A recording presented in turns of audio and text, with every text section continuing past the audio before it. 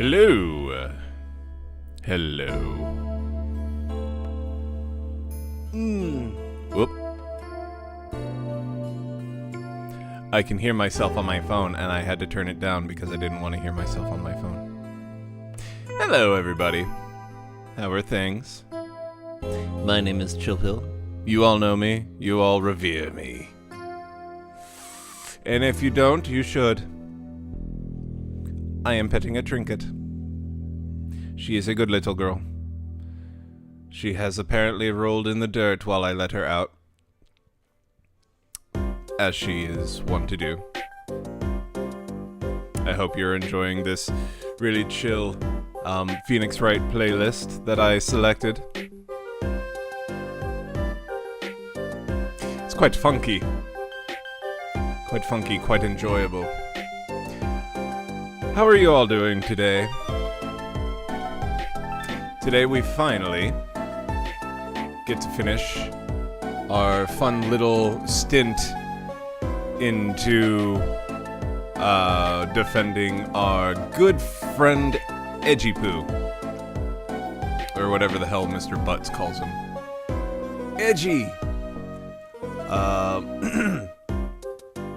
I had something that I wanted to show y'all that I had pre-ordered. I don't know if y'all are Edgeworth betrayed the law. He texted me a question. If it's about dinner, I don't know.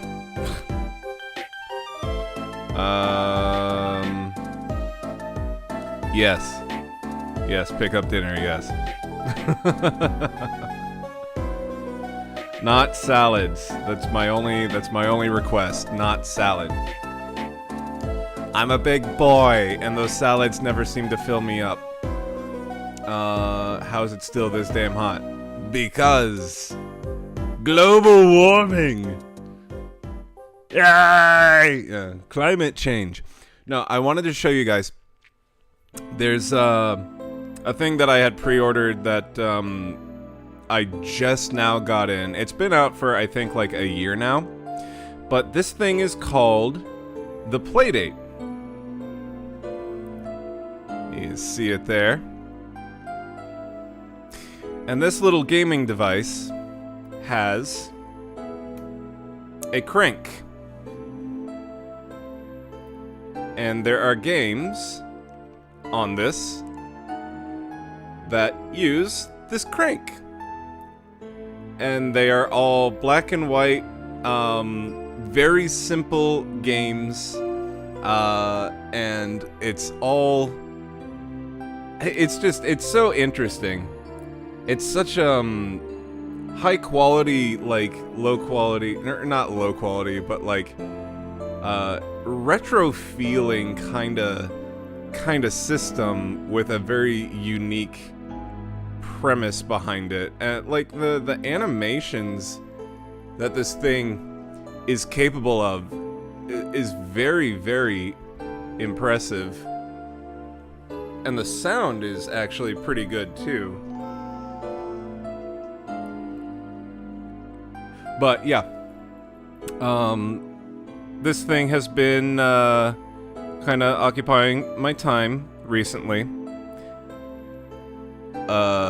It's an actual game. Yeah, it's an actual game, and you can actually download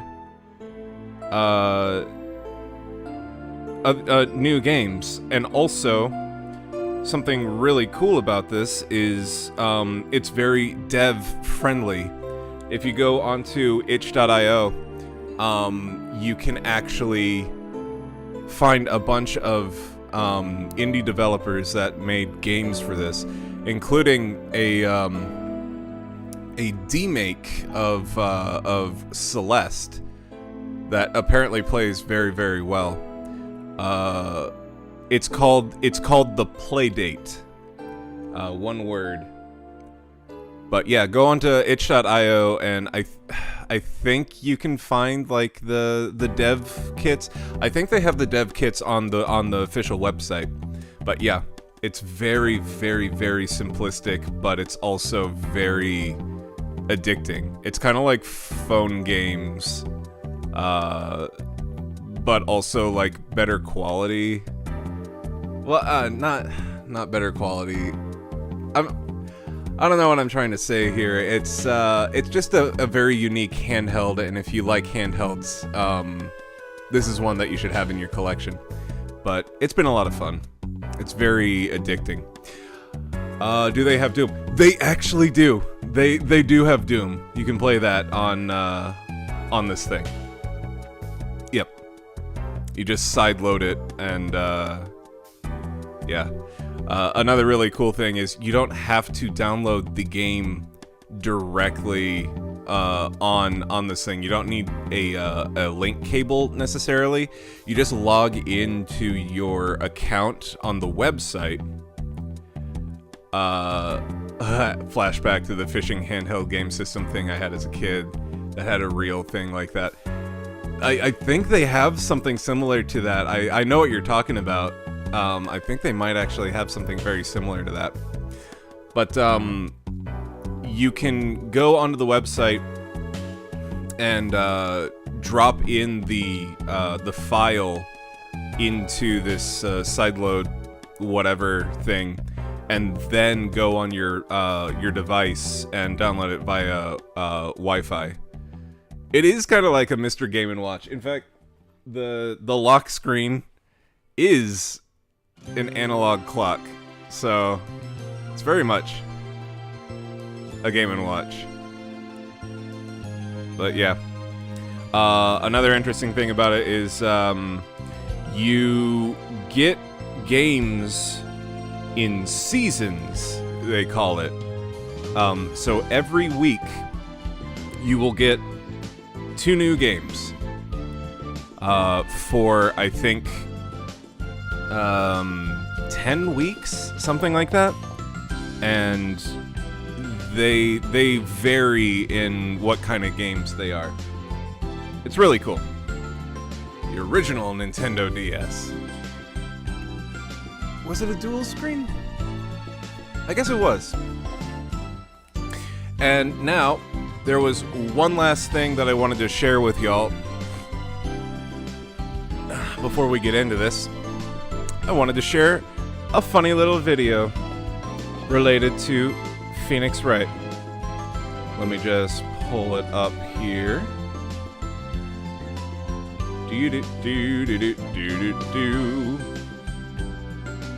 Excuse me for a sec.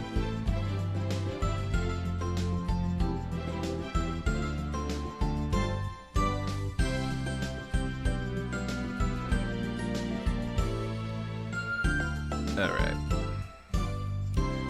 Go over here. And go to gameplay. Go to display capture. There we go. Have y'all been practicing your Japanese for the honeymoon? No! Gomenasari. Alright. Here we go. Get ready to live.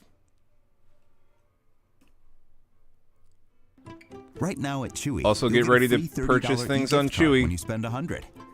Save even more.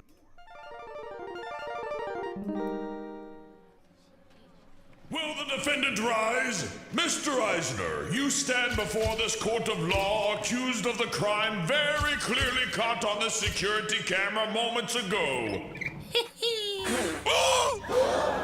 Oh, this is just for that? I thought this had something to do with the school bus full of children I set on fire. Shut the fuck up. Objection! Nothing's happened yet. Sorry, I got excited. It's just, this is the most clear-cut, cut and dry, open and shut, copy and paste cock and balls case I ever did see. I don't even know why the defendant and Mr. Edgeworth even bothered showing up, other than to make a mockery of this courtroom. Now that's just out of order. Wrong.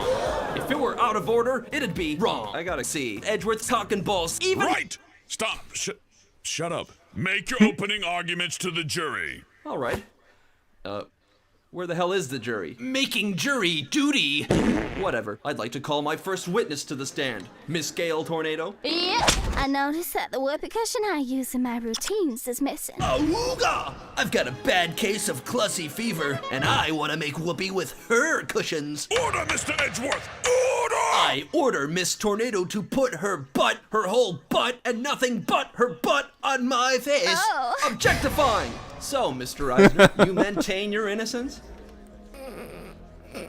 Well, I spoke to an old teacher of yours, and she said you were quite the troublemaker in the classroom. Always playing pranks. That's not entirely true. Ooh, too bad. Looks like Phoenix Wright was Phoenix stupid. Objection! He made fun of me. I was a bit of a class clown back in middle school, but I left that behavior behind me. Well, I don't know about that, Slim Jim. I thought that gag with setting the school bus on fire was pretty funny. I guess you're still a bit of a prankster after all. I got you now, you fucking moron bitch. Any arguments, Mr. Edgeworth? Just give me a second. Ooh, what's wrong, Miles? It seems like you're starting to lose your edge. Worth, cut that crap, Wright. Don't give me any more of your shit. Fair enough. You didn't say anything about pee. The prosecutor True. may have fancy tricks up his cock sleeve, like going potty on himself, but can he do this? Objection! Looks like the defendant has gotten out of control and started dismembering his own lawyer, thumb by thumb. He's right! We the jury find beyond.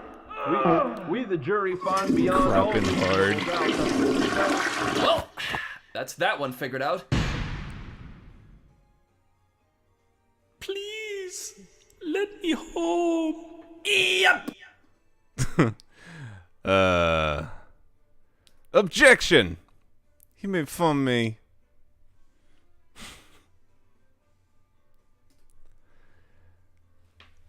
If y'all been, chill, I dropped a short link in the Discord for you to watch at the end of stream. At the end of stream? Okay. Alright. It sounded like awesome, right? Oh, God. I don't remember the last time Ego Raptor made a cartoon. That was a video that was made. It certainly was. Awesome attorney. Metal Gear awesome. Oh, that was a time.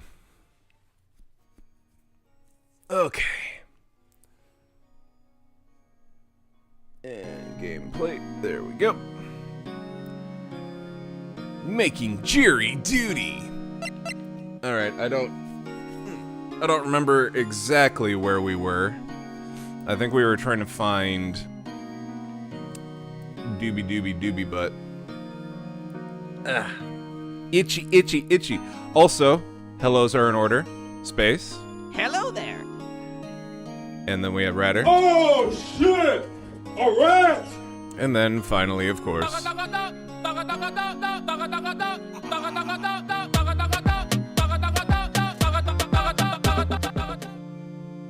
Alright. Let's see. I've already talked to you, so... I've already talked to you. December 27th, Gourd Lake Park. Entrance. Hey, pal. Long time no see. Oh, Detective Gumshoe. Close one today, huh? I got so worked up I snapped my tie in half. Sorry about that. No problem, pal. Thanks to you, we now know who really did it. You mean the boat shop caretaker? Look, I'll make you a promise. I'll have that scoundrel in my custody by trial time tomorrow. Come what may, it's my duty to you as a police officer. Now I'm off to catch me a criminal. And off he goes. Detective Gumshoe sure is active today. Oh, one more thing. No one can go into the woods today. The woods? Where Lotta was camping? The woods are off limits to camping, and apparently the park ranger found out. He got pretty mad. No one can go in for a while. I guess Lotta's in a lot of trouble. Anyway, I'll be seeing you tomorrow. Bye! Gourd Lake Park. This is a place full of families, but no waterfall. Not many picnickers. Blah, blah, blah, blah, blah, blah, blah. Same stuff. I'm having my favorite salad. It's made with beans, tomato, Wagyu beef, shredded cheese, and saltine crackers. No lettuce in sight. Mmm.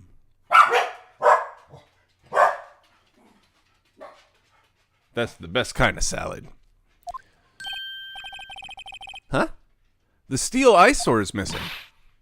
Eyesore? Looks like the hot dog stand is closed too. I guess Larry's too busy worrying about Mr. Edgeworth to show up for work. Well, let's examine. Guess Larry's off today. He was pretty happy about saving Mr. Edgeworth. True. We owe him big. Do-do-do, there's a bench. No clues here. No clues here. No one's gonna sit here on a cold day like today. You sore? What did you do last night? How about that change the temperature? You seem troubled, Nick. No. Who? Me? No. Trash can, no trash. At least the place is well maintained. I almost didn't see the signpost. Boat docks, exit. Chill, have you been climbing the ladders again? Don't go climbing ladders now. Just stick to the regular stairs that you're used to. Trinket is learning to speak parakeet. I don't know why that was a bird whatever. This lake sure likes to cause problems, doesn't it? Huh? I mean, everything that happened here turned out to be a lie. Gordy was a lie, and the charges against Mr. Edgeworth were all lies. I guess you're right. I mean, I'm glad the charges were all lies, but still. Don't go chasing waterfalls. December 27th, boat rental shop. That old caretaker got away. Yep. I never imagined he might be the real murderer. Ah! I know that clearing a throat anywhere. Aha! Hello! What might you be doing here? Out for a walk, hmm? Ah, the days of my youth, like the scent of fresh lemon, you see. Mr. Grossberg! This is no time for idle reminiscing. Mr. Edgeworth's trial ends tomorrow. That is true, yes. Been seeing videos show up in my feed of how cats make chirping sounds when they see birds. It's the most adorable evil thing ever. He wasn't caretaking, he must be the murderer. Yeah, they make that little chirping sound to, like, I guess try to convince the birds that they're also birds, or they're like trying to call them over. It's crazy.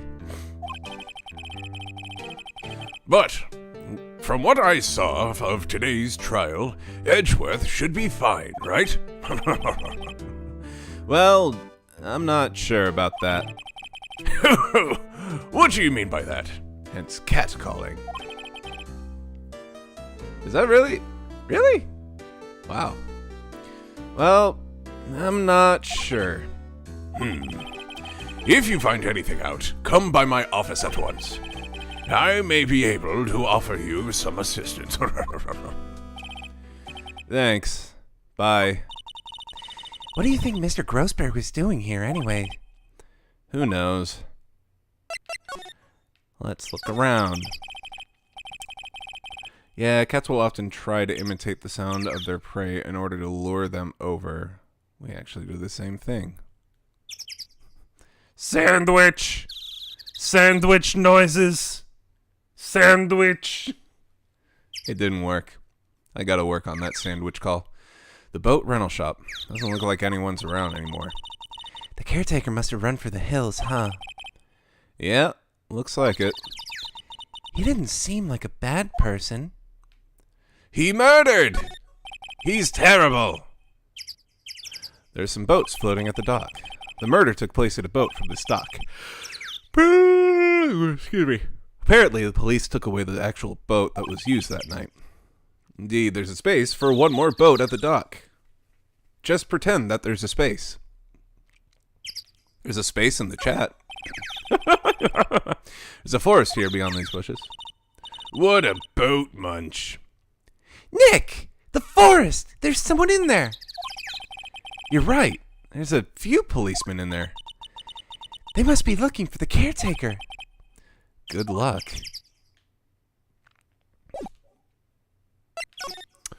Okay. Oh, we can go into the shack. Polly, where'd your master go? Nobody's home. Hello. Hey, it's Polly! I wonder where your owner's gone, Polly. Hello.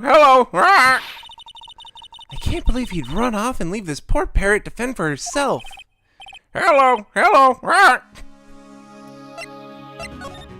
Let's see. Can we finally open this? That reminds me, Nick. Polly here knows the number to the safe, right? Yeah, that's right. Polly, what's the number to the safe? 1228. Let's open it, Nick. Come on.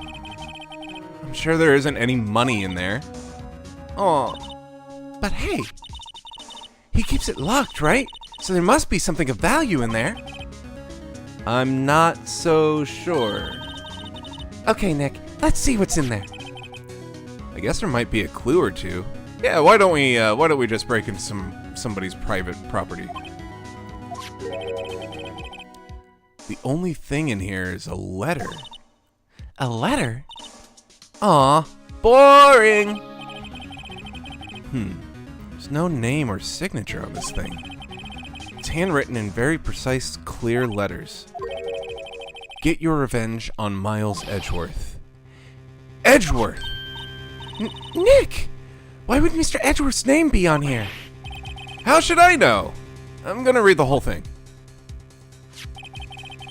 Get your revenge on Miles Edgeworth. It also says, this is your last chance. Now is the time to get revenge on the two men who ruined your life. The rest of the letter goes on to describe the murder plot in detail. How to kill Robert Hammond, and Frank Edgeworth, calling Edgeworth out to the lake, getting on the boat, firing twice. This is exactly what I figured out today in court. It's all here, in perfect detail. But who wrote it? What do you think it means, Nick? I don't know, but it looks like these are instructions for the caretaker. When we killed Robert Hammond and called out Edgeworth, he was following instructions. But who could have written the letter? And what does it mean to get revenge on Miles Edgeworth? Look, I don't know, okay? But one thing's for certain. This letter is an amazing clue. Yep. Let's look in the garbage. Ah! What's wrong? Huh? Oh, never mind. What? Tell me. Just when I saw the TV, I remembered they're showing a Pink Princess special this week. Oh. See? That's why I didn't want to tell you. I thought you were going to talk about what was in the garbage can. That fishing pole looks expensive. Maybe we should bring it to Detective Gumshoe. Do you think the caretaker would mind? Well, we can just leave him the metal detector in exchange. Maybe we'd better not. Everything's cold. Looks like he didn't even turn his heater on. I guess he hasn't been back here since the trial.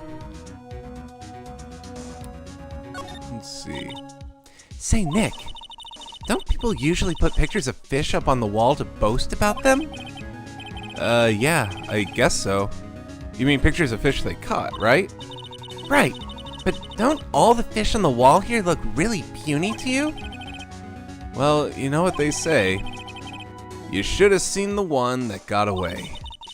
Except the one that got away from us was the caretaker, and we did see him. Why do I feel like we're having two different conversations here?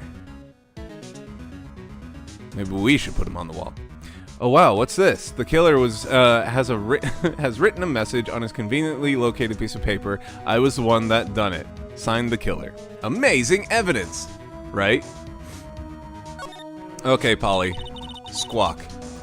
Maybe I should take care of Polly, Nick. You probably shouldn't just kidnap her. The police know about her anyway. I'm sure they'll do something.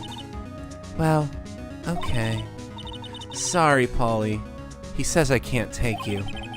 Great. Now the bird's gonna hate me. Bird already hates you. What? Go to hell! Go to hell! What? It doesn't look like he uses kitchen much. You're right. I guess the whole pasta restaurant thing was a lie. What, you thought he was telling the truth? How naive can you be? Look at the bird droppings. Everybody look at the bird shit. It's right there. Can I use that as evidence? Can I use the bird shit as evidence? Alright. Let's just go talk to Detective Gumshoe. Show him this cute little letter we found. December 27th, Police Department, Criminal Affairs. Huh. Looks like Detective Gumshoe hasn't gotten back yet. Gumshoe? He won't be coming back.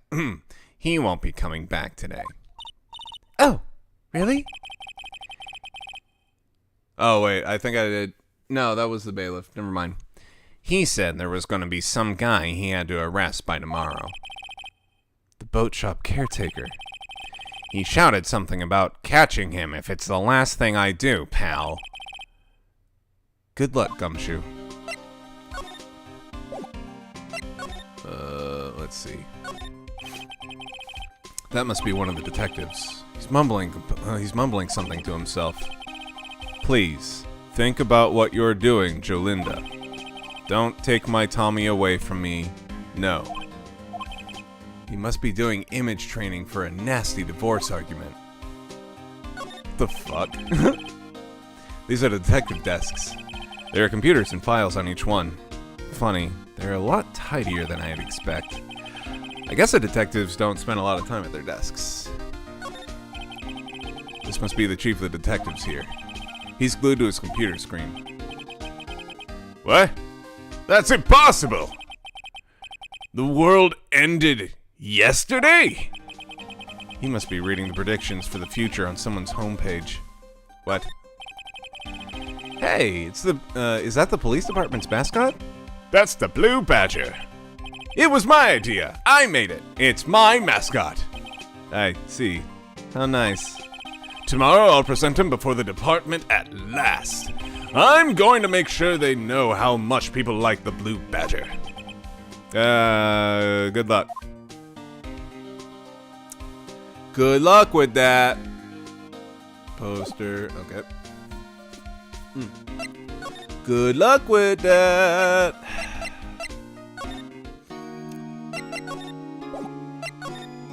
Well, how about we present him with this?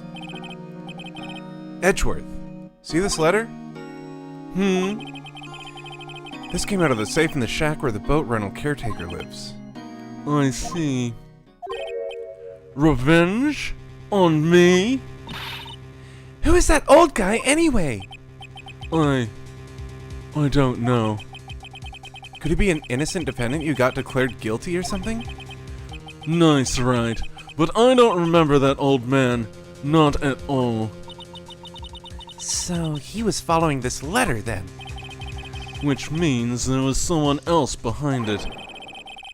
Now is the time to get revenge on the two men who ruined your life. Two men, meaning myself and Robert Hammond. It also says this is your last chance. Last chance? Wait, maybe he's talking about the statutes of limitations on the DL6 incident. Wait, that old man! Hey, what is it? Do you know who he is? Yogi. Could he be Yogi? Yogi? The suspect in the DL6 incident. The one who was found innocent. Nick, no! That's a photo of his father. Don't show him that. What is it? Nothing. Huh? Oh, you got it. Yanni Yogi was a court bailiff at the time. We just happened to be in the elevator together 15 years ago.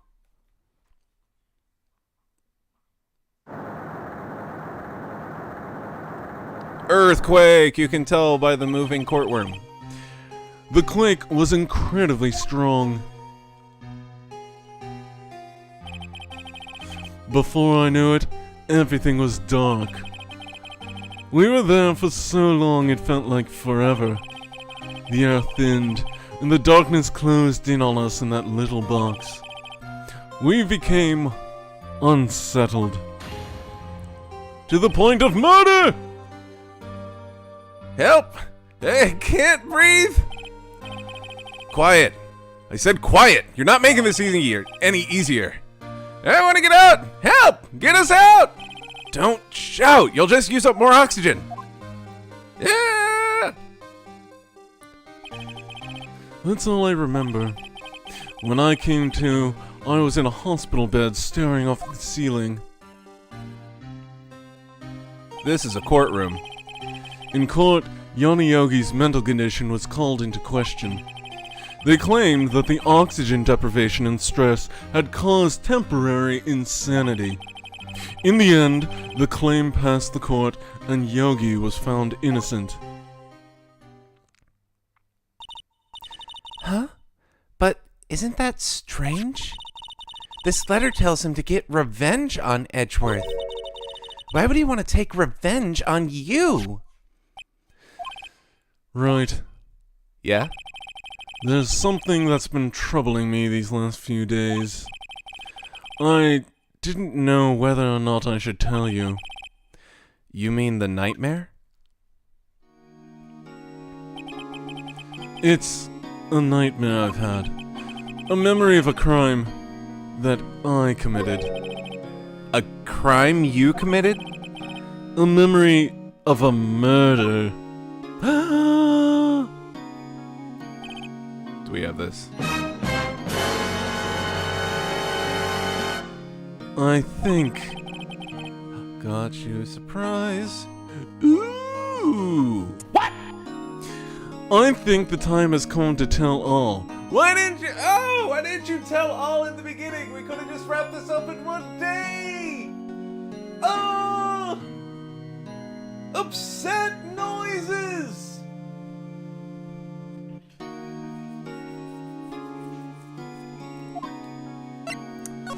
Tell me the nightmare. For the last 15 years, I've had the same dream almost every night. I wake up in a fearful sweat every time. What kind of dream? It was a dream about my father's killing. In the dark. I killed him! Help! I can't breathe! Quiet. I said quiet. You're not making this any easier. I want to get out! Help! Get us out! Don't shout. You'll just use up more oxygen.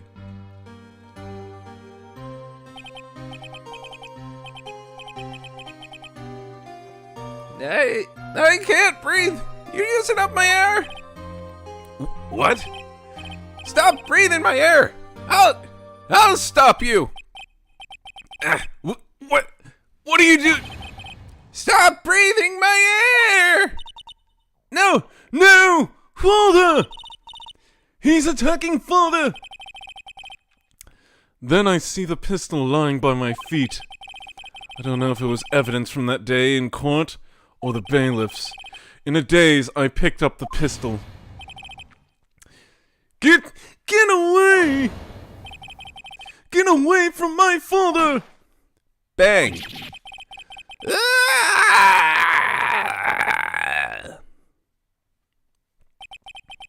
And with that scream, I wake. It's a bone-chilling scream. A scream that has rung in my ears for the past 15 years. But that's just a dream, right? Right? That thought is the only thing that has kept me sane for the last 15 years. But what if I'm wrong?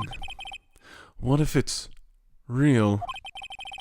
They say that sometimes people shut out memories in self-defense. Maybe it was I who killed my father. What? If you think about it that way, this letter makes sense. Get your revenge on Miles Edgeworth. Think about it. Yogi was really innocent. That's why he wanted revenge against me. Wait, Edgeworth, you mean... It was me. I was the true criminal of DL6. I shot my father. This is bad. What are we going to do, Nick? What can we do? I don't know. I don't think there's anything we can do. Like it or not. If there's someone else who knows a lot about the DL6 incident, maybe... There is, Nick! There is someone who knows about the DL6. Okay. But he did not shoot the deputy. He didn't do it. So if you see the sheriff, shoot him. A smile. Oh. 1 day left, Nick. Yeah, I know. Well, no time to waste. Let's get going. What do you think we should do, Maya? You would know best, Nick. Just do what you do. That should work. That's helpful. Well, had any good ideas? This is all tied to the DL6 incident. We better find out as much as we can about that murder before tomorrow. Something that happened back then has a hold on Edgeworth, and it won't let go.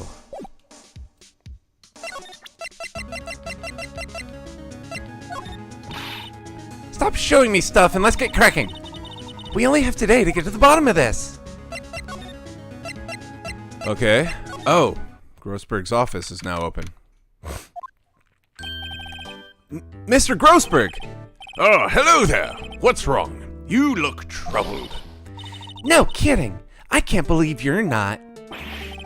My. Just calm down and tell me what happened, hmm? It's Mr. Edgeworth. He...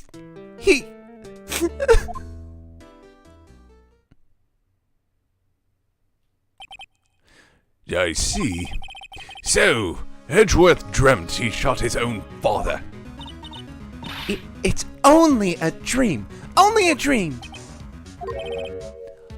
I wonder. What? If that's the case, then why do you two look so troubled?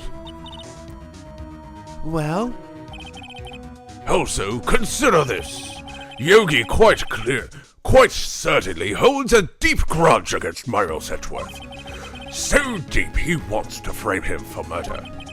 This leads me to surmise that Mr. Edgeworth's dream was not a dream. It was real, as you imagined. Miles Edgeworth threw the pistol to save his father. The pistol fired. The deed was done. He threw the pistol. No! I don't believe it. Yogi was suspected of murder, and his career as a bailiff was irrevocably wrecked. Thus, he sought revenge on Miles Edgeworth. This was his last chance, of course, with the statute of limitations so close. Do go on. What do you know about Edgeworth's father? He was a defense attorney without a peer. It sounds trite, but it's true. Well, he may have had one peer now that I think about it. Your mentor, Mia Fey. My sister? Gregory Edgeworth was very disapproving of Mr. Von Karma's technique. That's no surprise. Von Karma is an extreme man. Forged testimonies and evidence are nothing to him. The result, he has a perfect win record in court. To beat him, Gregory Edgeworth tried to call attention to his methods. And? He lost, and died in despair, as it were. I see. When Gregory Edgeworth was killed, the police called on a spirit medium. That was your mother, Misty Fay. I am Gregory Edgeworth. I have been killed. Oh, this is the woman's voice. I am Gregory Edgeworth. I have been killed. The one who shot me was the bailiff, Yanni Yogi. Yet Yogi was found innocent. That's when my mother left us. Everyone called her a fraud. That's right. Everyone thought she was, you see. Yet, now that I think about it, it seems the one who lied was Gregory Edgeworth's ghost. Gregory Edgeworth must have known who shot him. A spirit medium? Well, psh, that settles it. They should have gotten a spirit difficult.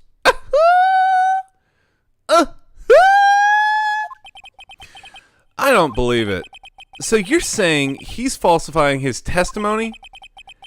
That Edgeworth's dad lied to protect his son? It's only a possibility, mind you. But a possibility nonetheless. Interesting. Let's rely on ghost testimony.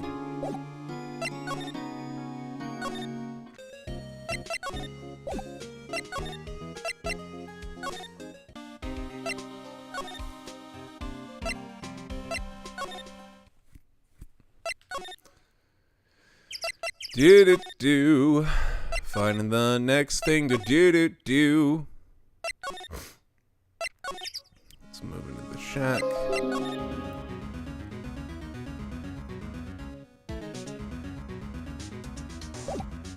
Nothing.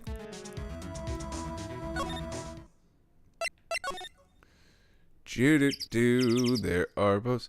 This plot really just asserts the idea that this dude gave a false testimony from the grave. Yes! Yes, it did. This ghost be capping, bro. You can't trust his testimony. Just look at him. You can't. Because he's see-through. And I can see through his lies. Case closed. I can see right through this man's lies. Did it do nothing but dead trees here now?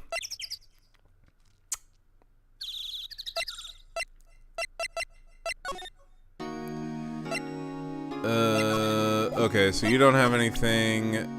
I'm just gonna start doing this stuff. Not sure I can help you with that. No reason.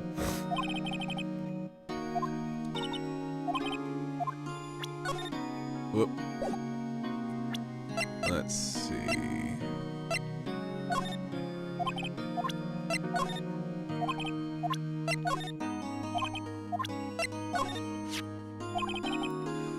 It was that case that changed my life. And tomorrow, on December 28th, its statute of limitations runs out. Tomorrow? Could that be a coincidence? But even if the case is finally closed on paper, it will never be erased from my memory. Never. Poor Mr. Edgeworth.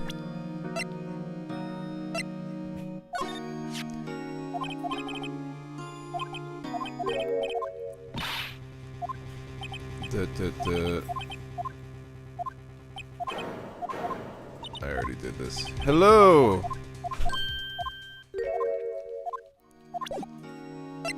Okay. Oh.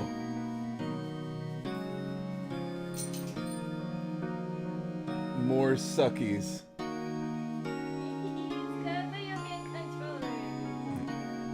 Hold on, let me show people. We have a succulent with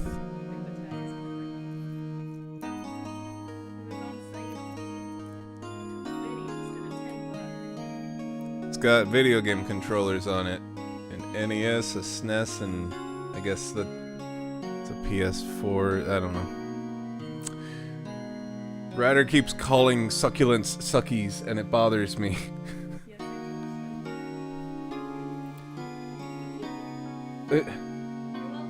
Thank you. The little girl is staring at you so intently. She's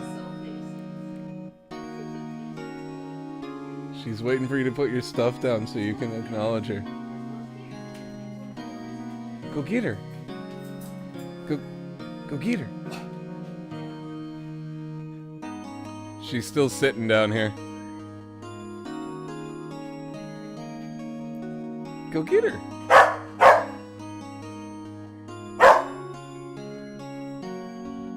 What are you doing?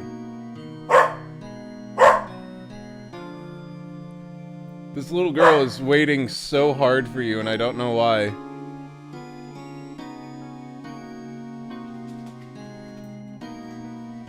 Go. Go, little girl. What you doing? What you doing? Go upstairs. Yeah, she told us last stream. She was like, lol, I keep calling them suckies and it bothers Chill. Come here.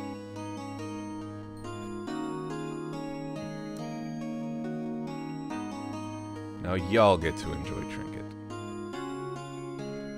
Because mean old Ratter wouldn't pet her whenever she came in. So now she is upset. Look at her pout.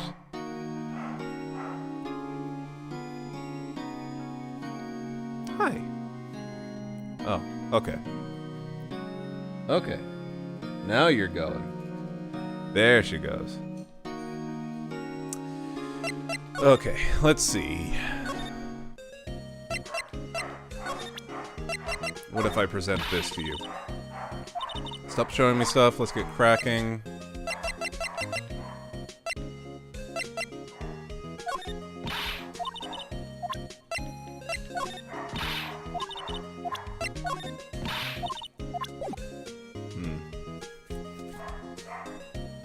Okay.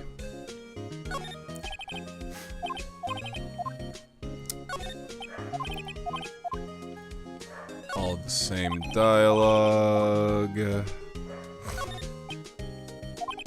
All the same dialogue. Okay. Nothing here.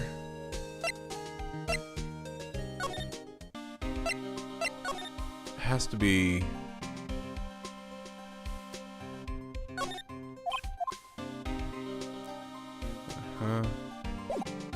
Okay.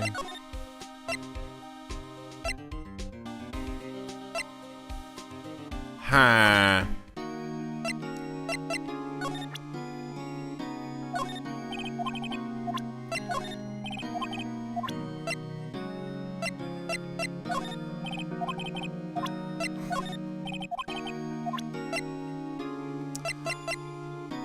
Okay, I've showed him all of that. I don't think there's anything in here.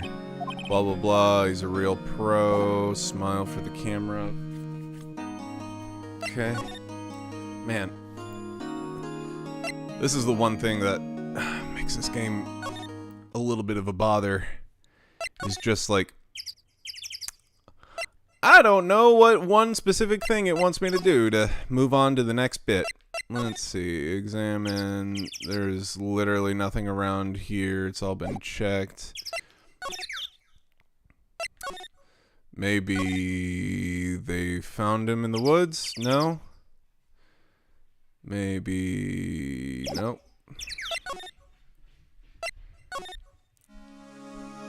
Can I show the letter to Polly?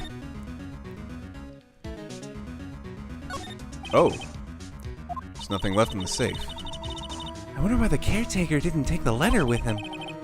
He left in a hurry, right? I don't think he ever came back here after the trial. Polly, what do you know? Talk, bird! Let's move. Let's move. Let's move. Let's move. Stop it. No sucky. Let's move.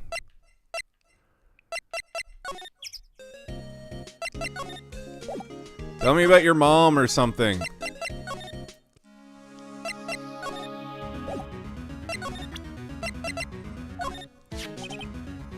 Ah, she was a beautiful woman. I'm truly sorry about what I did. Huh? Sorry about what? I think I'll stay out of this one.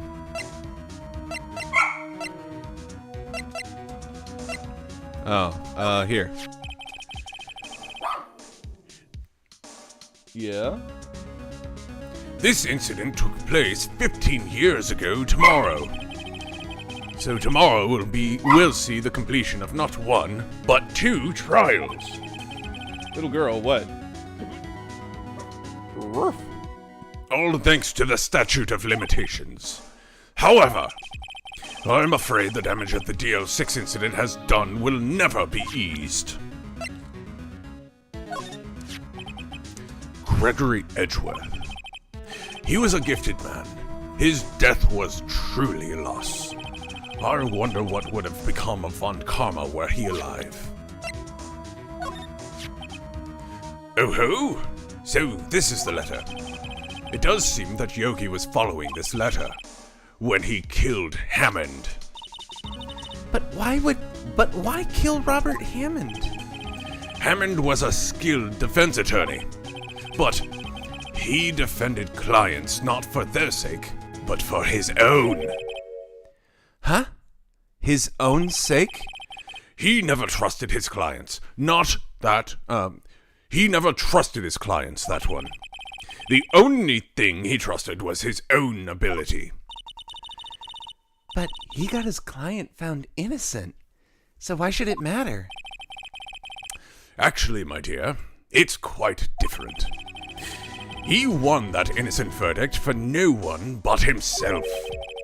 Yogi was a free man, but socially, he was ruined. Huh? You'll understand soon enough. Wait! What is it? This letter! I've seen this handwriting somewhere before, a long time ago. Whose handwriting was this? Do you have any idea who wrote this?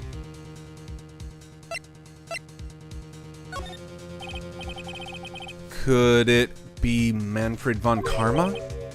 Von Karma? Why would he have something to do with this?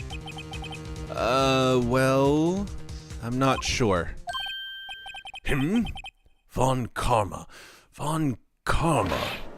Wait! You're right, my boy! This is Von Karma's handwriting. I'm sure of it. I used to see it all the time on court reports. What? But that means the one who told Mr. Yogi to kill was... Correct. Manfred von Karma himself. What does this mean then? Why would von Karma want to frame Edgeworth?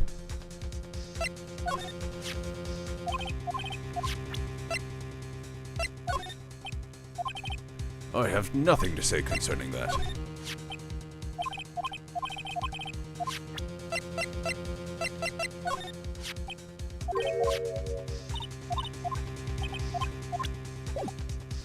See, maybe you got more to say? You do. If it truly was Von Karma who wrote this letter, then we would know the truth. He would know that Miles Edgeworth had accidentally killed his own father.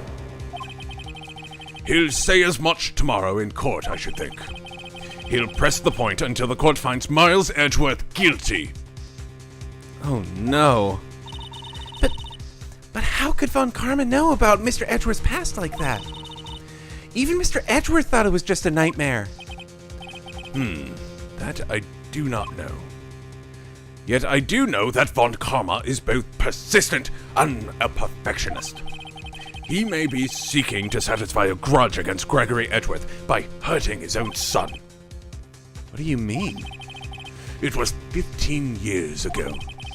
Von Karma met Gregory Edgeworth in court, and Von Karma did win. But he didn't make it through the trial unscarred.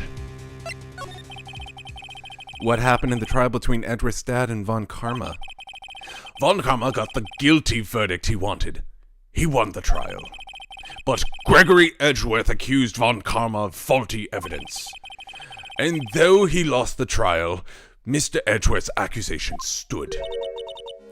Faulty evidence? It was the only penalty Von Karma has ever received in his career as a prosecutor. Gregory Edgeworth dealt a blow to his perfect trial record. Wow. It must have been quite a shock for Von Karma. He took a vacation for several months after that, you see.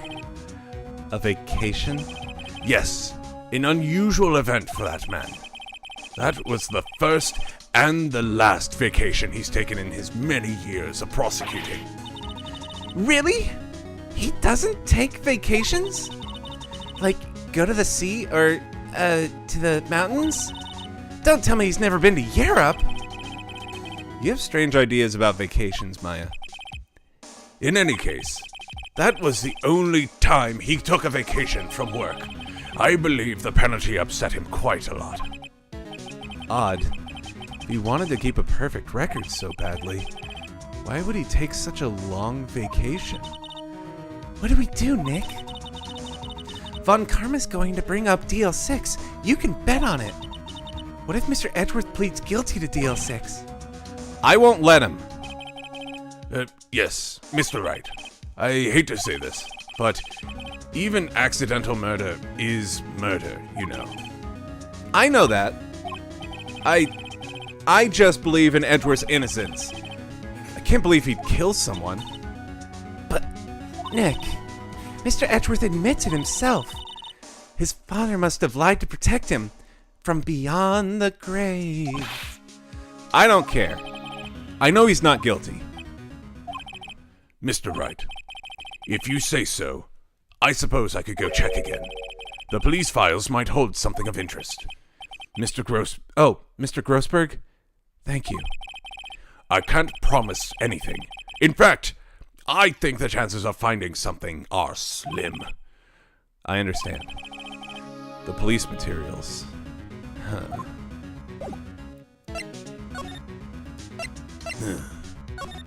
Metal Gear fires nukes?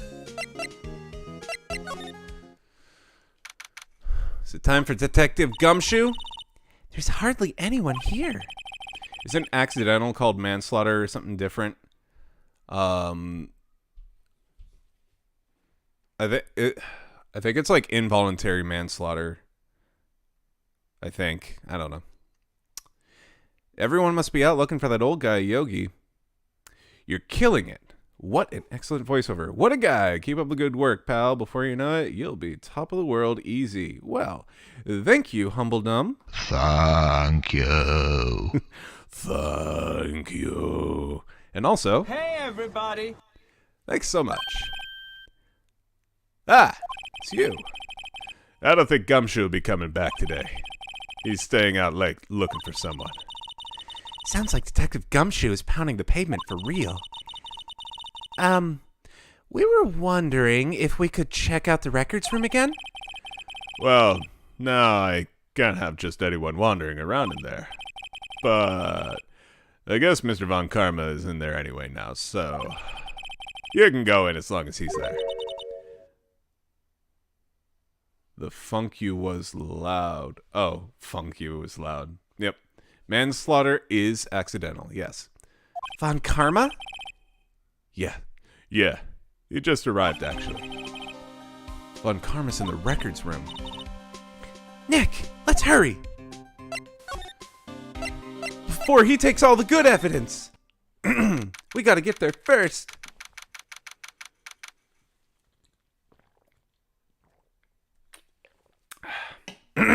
Nah.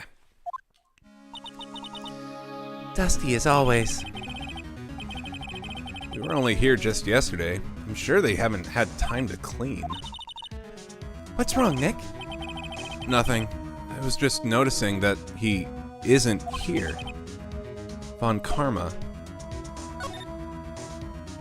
He's hiding in the evidence! Looks like there are files inside the glass case. The case is so dusty I can't see what's inside. Nick, it's locked. Let's pick it. They must keep important case files in there. Aren't all case files kind of important? This cabinet is where they keep evidence for current trials. Some of the things are obviously murder weapons. Others are question marks. Most of it just looks like random junk. Nick, what do you think this clothespin is for? All case files are important. Don't touch that! It's evidence, I think. There are shelves stuffed with case files in the back of the room, too. Forgotten cases, rotting away for eternity. Nick, let's get what we need and get out of here. The important case files are over here, and the unimportant case files are, in the shredder. All this dust is getting to me. Here are the files of collected case reports. It's quite a large volume of reports here. Wow, these are all case reports? Yeah, it's like a graveyard of police cases. I guess my sister's case is reports in here too. Quietly gathering dust. Yep. Anyways. Ooh, open drawer. Life is an open drawer. Huh? One of the drawers here is open. Someone must have been looking in it recently. The label says, Unsolved Cases, Evidence. Well, how poignant. Huh. Unsolved cases. Nick! The file for DL6! It's completely empty! What? What are you doing here? Ah! Von Karma! You! Oh my god, I don't like looking at him from the front. He's very, very, like... He doesn't have eyelids. How do you know my name? Huh? Have we met? What are you saying? We see each other every day, don't we? We're Miles Edgeworth's defense team. Defense team. I beg your pardon. You see, I rarely remember defense attorneys. They are like bugs to me. Needless things to be crushed. It's the turtleneck cuff that's got me in shock. Oh my, yeah. And look at that. That brooch. It looks exactly like the brooch that Princess Peach wears in the Mario games. I can see how this guy was Edgeworth's mentor.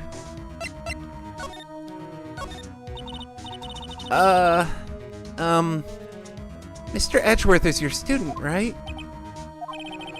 A romanticist who still can't shred the veneer of amateurism. Just like his father. Always second rate. Mr. Von Karma, you had an axe to grind with Mr. Gregory Edgeworth, didn't you? Or how about the fact that his head is tiny compared to his body? I wonder if his head is tiny compared to his body, or if Humbledum is right, and like the turtleneck or the collar is just like making it look that way. So tiny. Because he dealt a blow to your otherwise perfect trial record. That is a long neck. Yeah, there's just something off about his character. Oh god, I don't like it when he smiles. So you did. But what I don't get is... why did you take his son under your wing afterwards? The son of your most bitter rival. That, my dear attorney, is none of your business. Okay. Tomorrow will be the last day of this trial. It's been a while since I've had a defense attorney last this long. Still, you will lose in the end. Miles Edgeworth will admit his own guilt. His guilt of 15 years ago, you mean? You're quite the researcher. If you've done your homework so well, then certainly you must understand. You know what Miles Edgeworth will tell the court tomorrow. We were right. So Von Karma is going to bring up the DL6 incident in court tomorrow. Talk about this lady. Fool. You think I, a prosecutor, would give you, a defense attorney, information? Bah! Creep. I'm gonna shoot you. Creep! Take a look at this bird! Creep! Creep! Maybe he doesn't have anything. Mr. Von Karma, have a look at this. This was you, wasn't it? You instructed Yanni Yogi to commit the murder. Yanni Yogi. How many years has it been since I've heard him called by that name? He's a fool. I told him to burn it after he read it. Oh my god. Oh, God. But why? So you admit it? You wrote Mr. Yogi this letter? yes, my dear defense attorney. Thank you for taking the trouble to bring it to me. You saved me from a lot of needless hassle. What? Nick, what is that thing? Oh my lord. A stun gun. For self-defense, usually. Indeed. 600,000 volts will course through your body like a dog touching an electric fence. 600,000? Oh, don't worry. People don't die from it. Usually. Now, give me the letter. No! No! Well, what are you? Nick, run!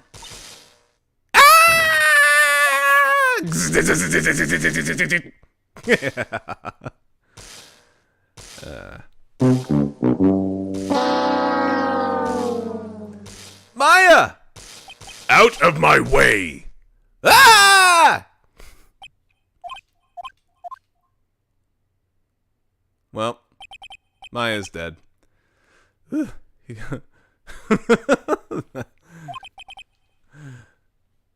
letter. Gone, of course. And he took the DL6 evidence. All of it. Back to having no clues. Wait. Maya jumped first. Maya! Is she okay? Maya is dead. Maya! Well? Open your eyes!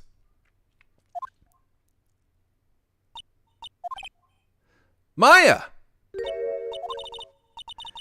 The letter. Did he take it? Huh? Oh, yeah. Are you okay? I couldn't stop him. I jumped as fast as I could, but one shot from that thing knocked me out cold. I'm useless. I'm no good as a lawyer or a medium. I can't even call my sister. Not even now, when we need her the most. I wish I hadn't woke up at all. Maya! Ugh. There has to be some way I can help her. I'd better do something about her self-confidence first. Huh? Maya. She's holding something. What is that? A bullet? DL6 evidence number 7, taken from the heart of Gregory Edgeworth. I remember. Von Karma was holding this when Maya jumped him. DL6 bullets stashed in a pocket. I'll prove it to you, Maya. You're most definitely not useless. I'll prove it to you in court tomorrow. To be continued. Okay, and then what happens? I mean, he can't exactly just go back to court after assaulting the defense team. Sure he can. Did you see that neck? That smile? That's a man that can do whatever he wants, Space. He is infallible. Giraffe neck of the prosecution. I don't know. That's a title, I guess. This is it. Judgment Day. Today, things are going to get settled at last. A lot of things. Ah! What's the big idea? Sorry, Nick. I only touched your shoulder.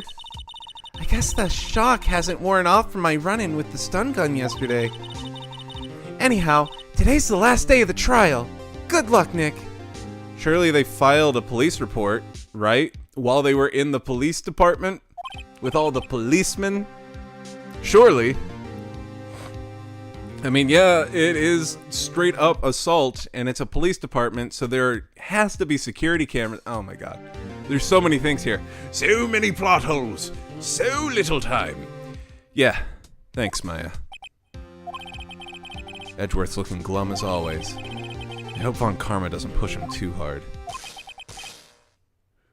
Whoa! What are you doing? Sorry, I'm sorry. I just thought I'd cheer you up with a pat on the back. Maya, maybe you should go outside and discharge? Right, good idea. Try not to electrocute anyone on your way out.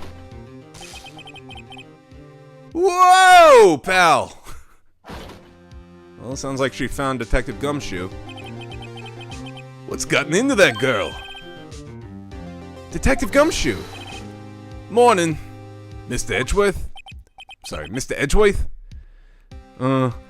Good morning. How'd it go, Detective? Oh, how'd it go, Detective? Have no fear. As promised, I've captured our runaway caretaker. I just brought him in. Took all night, pal. Discharge. Walls. Thanks, Detective Gumshoe. You must be tired. Actually, after that shock I got on the way in, I feel pretty good. Yogi says he's forgotten his own name, but that has to be a lie. Why would he want revenge on Edgeworth if he couldn't remember his past? He does remember, and I'm going to prove it. I'll prove it. In court. December 28th, 10 a.m. District Court, courtroom number 3. Yeah, Von Karma looks totally different when he's like, yeah. Court is now in session for the trial of Miles Edgeworth. The defense is ready, Your Honor. The prosecution is ready. Right. Very well. We have reached the final day of our proceedings in this trial. I ask that the prosecution submit decisive evidence. Understood. Come on. Don't be awed into silence by every little thing he says. Very well, Mr. Von Karma. Your opening statement. Right. Thanks to Detective Gumshoe's efforts, the boat rental shop caretaker has been arrested. In yesterday's trial, the defense asserted that the caretaker was the murderer. However, the caretaker has yet to confirm this. I would like to ask the defense to cross-examine him as much as necessary. Very well. Please bring the witness into the courtroom. Ladies and gentlemen of the court, I believe you all remember our witness. He lives in the boat rental shop on the lake, from where he witnessed the incident. In addition, He has currently lost memory of his name and identity. Witness! Why did you run away yesterday? The witness was not running away, as he will now testify. I see. Very well. Please begin your testimony.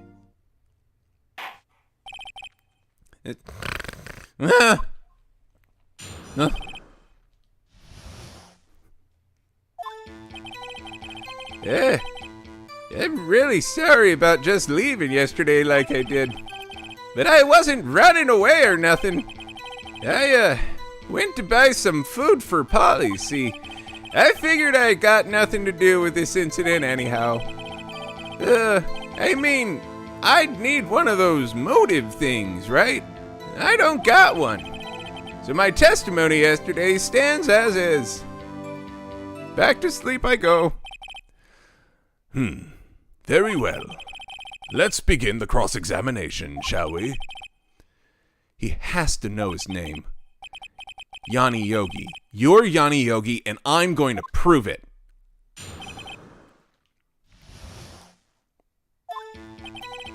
I'm really sorry about leaving. I'd call what you did running away, not just leaving. You heard Larry's testimony, and you realized you were in danger. Now, Mr. Wright, there's no need to rush to conclusions. As I said, the witness was not running away. Listen to the testimony. He sure seems relaxed. In fact, they both do. Von Karma and Yanni Yogi. But I wasn't running away or nothing. Then why did you leave?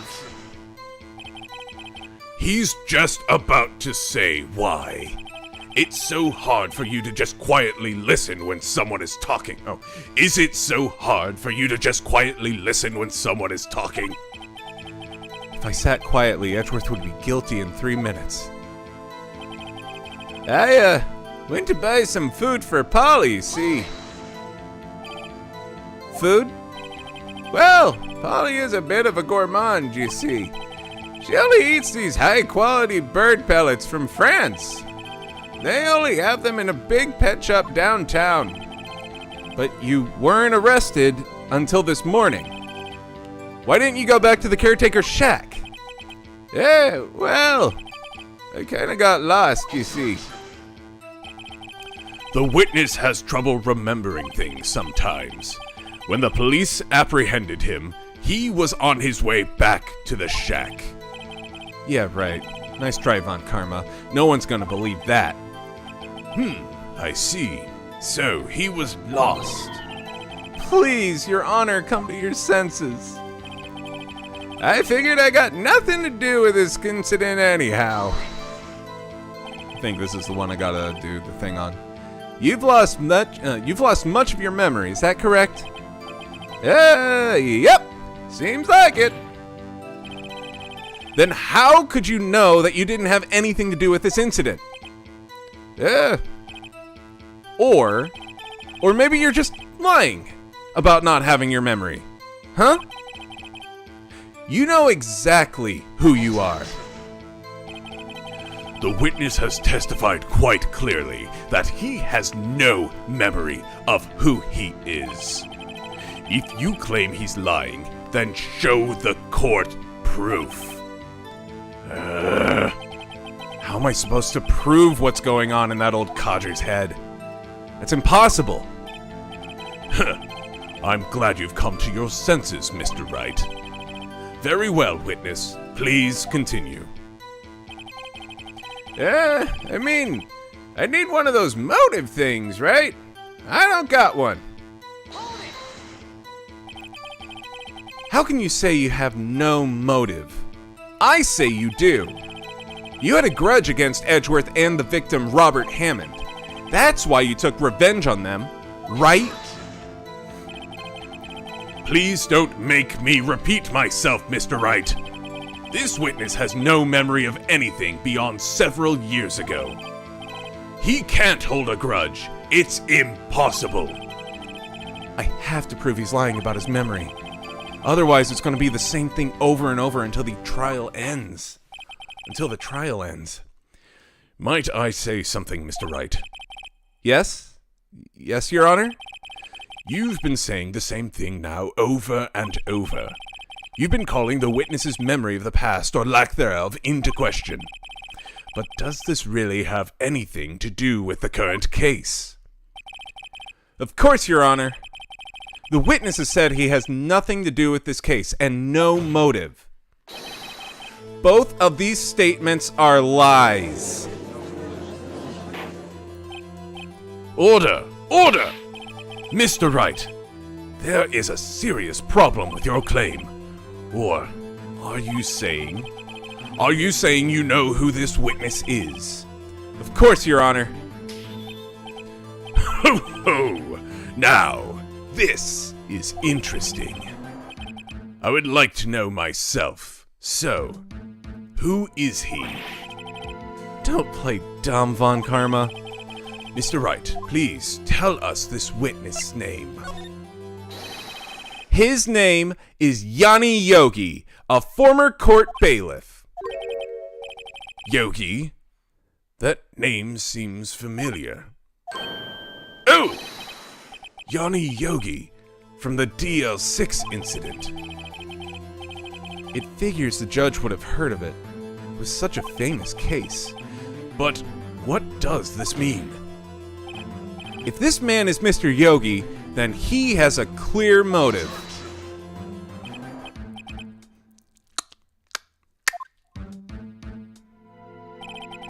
Jumping to conclusions again, Mr. Wright. This man, this witness, is Yanni Yogi? Fascinating.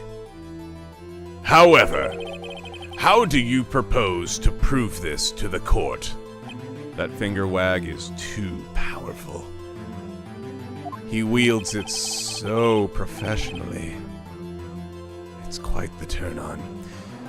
This is a court of law, as you may recall. You need proof. And allow me to repeat once more that the witness has lost his memory. This is it. I have to do this now. If I can't prove he's Yogi right here, right now, then I've got nowhere else to go. Nick, how are you going to prove it? How can you prove that he's Yanni Yogi? It's okay. It's actually quite simple. Your Honor, please take this man's fingerprints. Then we'll compare them to the fingerprints on file for Yanni Yogi 15 years ago. I see. That makes sense. Tisk, tisk, tisk. Huh? I'm so very, very sorry, Mr. Wright. Why? The witness has no fingerprints. What? No fingerprints? I lost them 10 years ago. Fishing accident, you see. You see, before I worked as a caretaker, I worked at a chemical plant. I burned my fingers working with stuff. Yep. What? Yogi, you sneak. You burned your fingerprints off to hide your past. Well, if the witness has no fingerprints, I guess we will not be able to prove his identity. No. Tisk, tisk. Well, what will you do, Mr. Wright?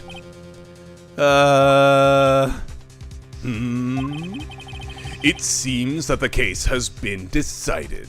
No? No! I know what happened. I know everything. I just can't prove it. But no, I can't let it end like this. I can't lose. There has to be another way. There is no one who can testify as to who this witness is. No one! Nick, what are we going to do? I didn't even consider that he might have erased his fingerprints. What do I do? Tisk, tisk, tisk. Well, Mr. Wright, perhaps you'd like to cross-examine his parrot for a little comic relief. Yeah, very funny. You're a sore winner, Von Karma. Wait a second. Cross-examine his parrot? What is it, Nick? No, you're not going to... Your Honor, I call Polly to the stand. The defense would like to take Mr. Von Karma up on his proposal.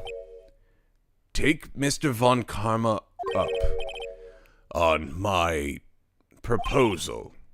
Exactly, Your Honor. I would like to cross-examine the witness's pet parrot. I call Polly Von Polly to the stand. Order! Order! Well, what do you think, Mr. Von Karma? Need you even ask? This is a farce. I object. Wait a second. You were the one who suggested I cross-examine the parrot, Von Karma. I have a right to do as you suggested. Well, if you're so desperate, then please, be my guest. Of course, should you go through with this, and nothing comes of it, then I hope you're ready for the consequences. Nick, this is crazy. Well, still want to go through with your little game? Yup. Let the parrot take the stand. Let the bodies hit the floor. Nothing wrong with me. I will cross-examine her. I will cross-examine her, Your Honor. I will cross-examine her, Your Honor. This is most ridiculous. This is the most ridiculous thing I have ever heard. Von Karma's rigged every person's testimony, every piece of evidence. Except the parrot. She's my last chance. At least I think so. Bailiff, bring in the parrot. Do they just have the parrot ready to go? Well, this is a sight to see. That's quite a bird. Please tell us your name. Name! The witness is ignoring me. It must hurt to be ignored by a bird. Very well. Witness! Who is your owner? Please testify for us. Objection, bird! Hello, hello, rah! That is quite the testimony. Certainly the most concise testimony we've heard so far. Very well, begin your cross-examination. I object to the hello. What are you going to do, Nick? I don't know. What do we do, Maya? Huh? Objection! Ellipses is not a valid argument. Hello, hello, squawk! What do you mean by hello? Witness, you can't just say hello and expect us to get anywhere. I want you to testify. Maya, you talk to her. Right. What do I say?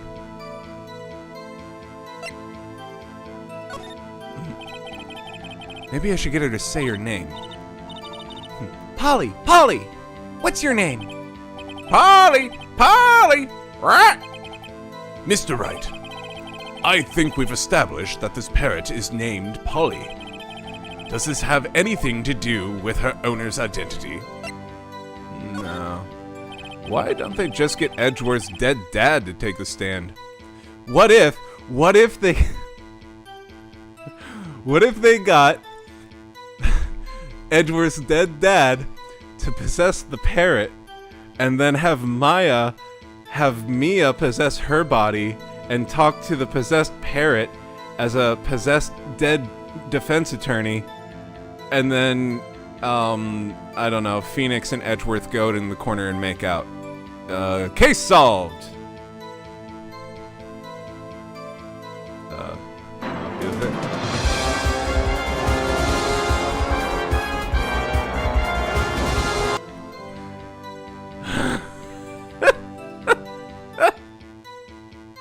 I just like the idea of the dead dad possessing the parrot. That could be a legit fanfic. And then Von Karma's head exploded from the ridiculousness of it all. And the judge declared, I don't know, Edgeworth not guilty, and Phoenix Wright the best defense attorney that he ever saw. And Phoenix Wright did a backflip, a 360, and walked away. Well, I guess it doesn't have anything to do with that, no. Please, only ask questions pertaining to the matter at hand. Very well, witness. Continue your testimony. Wouldn't be the most far-fetched thing to happen in this game.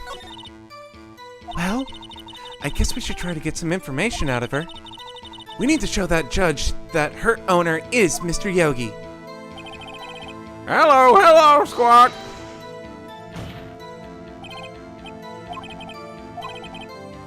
You talk to her. What do I say? As I recall, 2 days ago... Polly, have we forgotten something? Rock! Don't forget DL6! Rock! If I can get Polly to say that here, that will prove that the caretaker had something to do with DL6. Polly, have we forgotten something? Hello, rock! That's not what you're supposed to say. Forgot. Something we forgot. Hello, rock! Uh-oh. It's not working, Nick. She won't say it. This is ridiculous. Why won't she say it? Tisk, tisk, tisk. Something the matter, Mr. Wright. Wait. Don't tell me Von Karmas expected this. He couldn't have retrained the parrot, could he? Did he train her not to respond when we ask if we'd forgotten anything? How did he know that was the trigger phrase?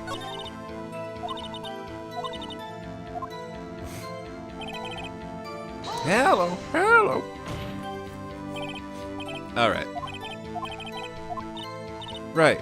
What do I say? What's the safe number? Maybe I'll get her to say the number of that safe. Huh?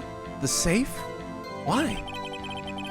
Let's just try to get to say anything, okay? Polly, what was the number to the safe in the shack? 1228. 1228. My, what a reckless parrot. Well, Mr. Wright, you aren't claiming this number has something to do with the caretaker. Actually, it does. That's why I had her say it. Ha! Ridiculous! How can the number to a safe tell us who the caretaker is? Show us your proof. What could possibly link this number to the caretaker's identity? Oh, God damn it, he took it.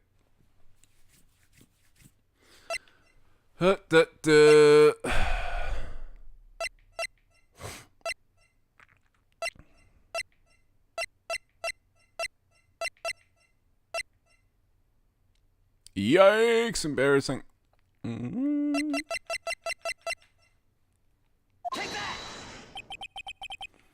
The DL6 case file? What is this obsession you have with that case? Mr. Wright, where in this file is something related to that safe number? Every beep echoes on the mic.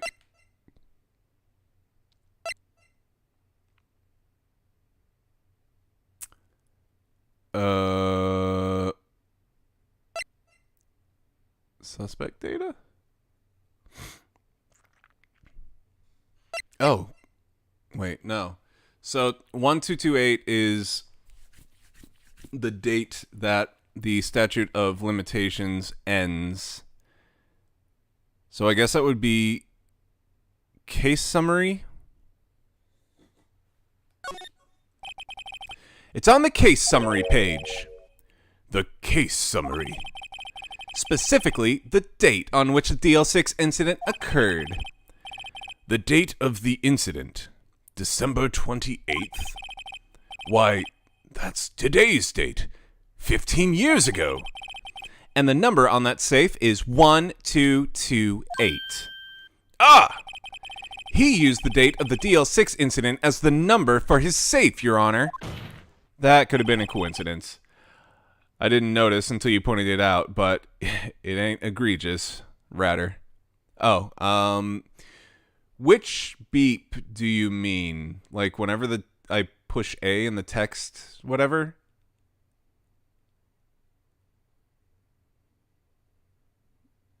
Because I can turn down the sound effects, or maybe the laptop. Well, not the laptop. I see. It certainly is an interesting coincidence. Just turn down TV volume. Oh, I didn't even realize the TV volume was that loud. Bah! This is not tangible proof. I set my ATM card's number to 0001 because I'm number one. Note to self. Steal Von Karma's debit card. This has nothing to do with a date. Nothing! Indeed. Alone it is a little weak for evidence in a murder trial. We would need some other corroborating evidence. Where am I gonna find that? Nick, we're getting closer. One more. If we can just get one more piece of evidence. Right. But what? Very well, witness. You may continue.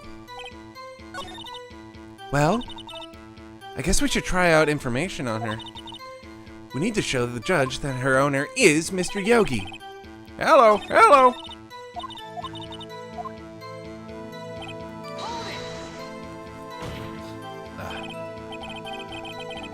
I set my debit card number to 0001 because I'm number one. That is insecurity personified.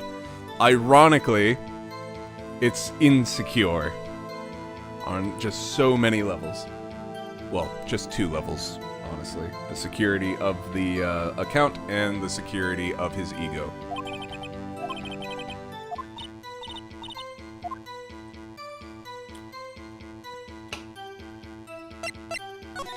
Okay. Quote, Faye! What's going on, Faye? Okay, so let's get to the question. You're gonna subscribe, and you're gonna fucking like it. That is a very good advertisement. I agree with it. Thank you!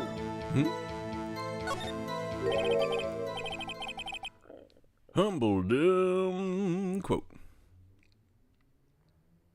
Oh dang, feeding a baby and hanging out with y'all. Nice. If you found a postcard before it was sent, does that make it a pre-card? I remember that. I'm stupid. He's gonna fuck the wad of hair, then you're gonna feel it in your mouth. Oh, Lord. Ratter? What? Oh my. Boy, howdy. That's my wife, everybody. Ratter's new t-shirt. He's gonna fuck the wad of hair, and then you're gonna feel it in your mouth. Oh, yeah, don't play innocent. Show us your proof.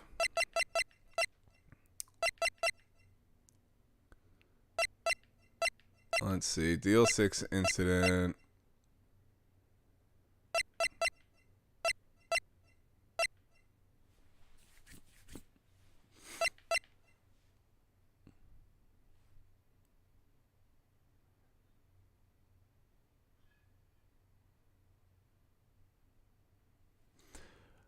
Am I supposed to show him different evidence? Or am I supposed to show him that thing, the DL6 case again, and then choose something that isn't the case summary? What do you think, Ratter? Because it's getting pretty close to 8 o'clock, and I want to make sure that we wrap this up.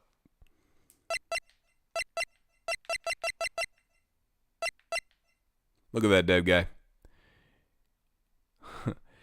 If you work hard enough, even you can be quoted. Y'all quote that, huh?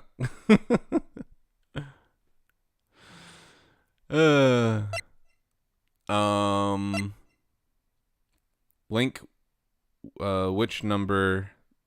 Oh, the safe code?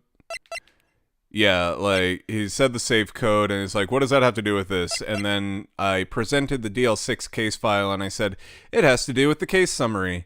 And the date and everything lined up. But then it didn't move the trial forward. So am I supposed to say that the DL6 incident has something to do with the witness or the defense, or am I supposed to show them something else? Let's show Polly the parrot and see what it says. Maybe the autopsy or something.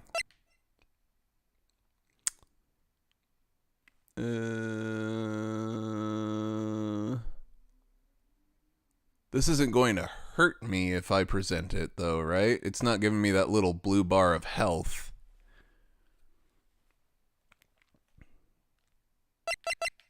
Because statute of limitations. Maybe? What about the map of Gourd Lake? That might do it. It wouldn't be the photograph. Wouldn't be the lake photo. I don't know what Robert Hammond's death would have to do with the safe. I'm thinking it has to be the DL6 incident.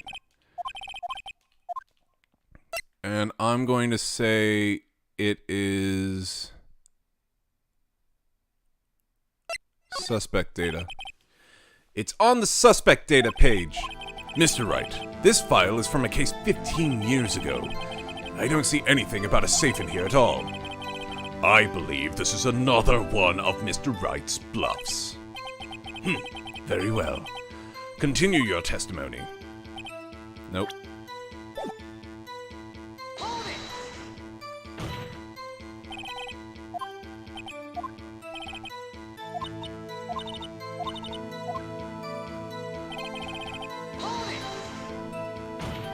You can read the DL6 file again and check the details. Gotcha.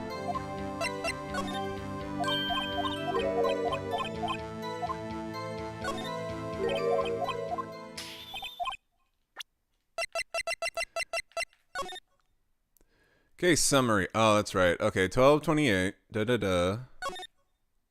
Victim data. Edgeworth, defense attorney. Trapped in the elevator, returning to the last trial was one bullet found in the heart. The murder weapon was fired twice. But that wouldn't have to do with the safe. Memory loss.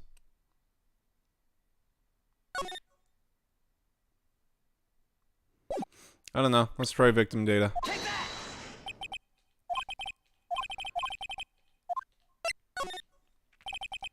It's on the victim data page.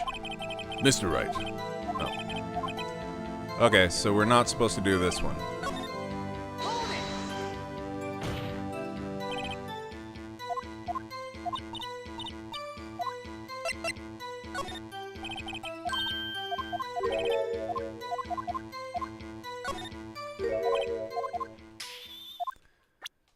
Okay. You may have already gotten what you need from that line. It just keeps on going back in circles, though.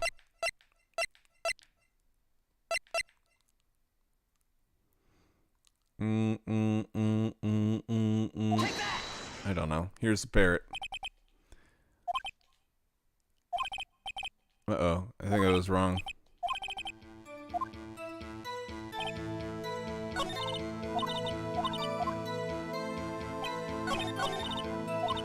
Yeah.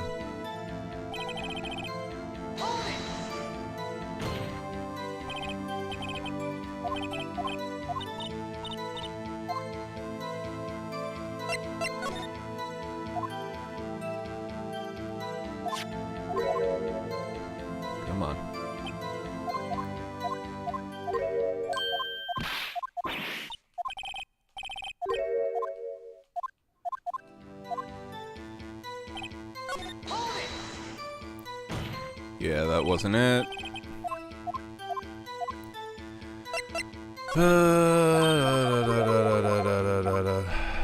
Yes. I don't know. Here's a picture of a Mia Fey.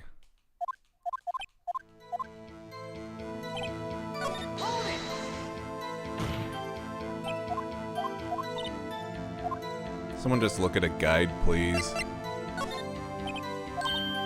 Ask Polly, what's your name? I already did, though.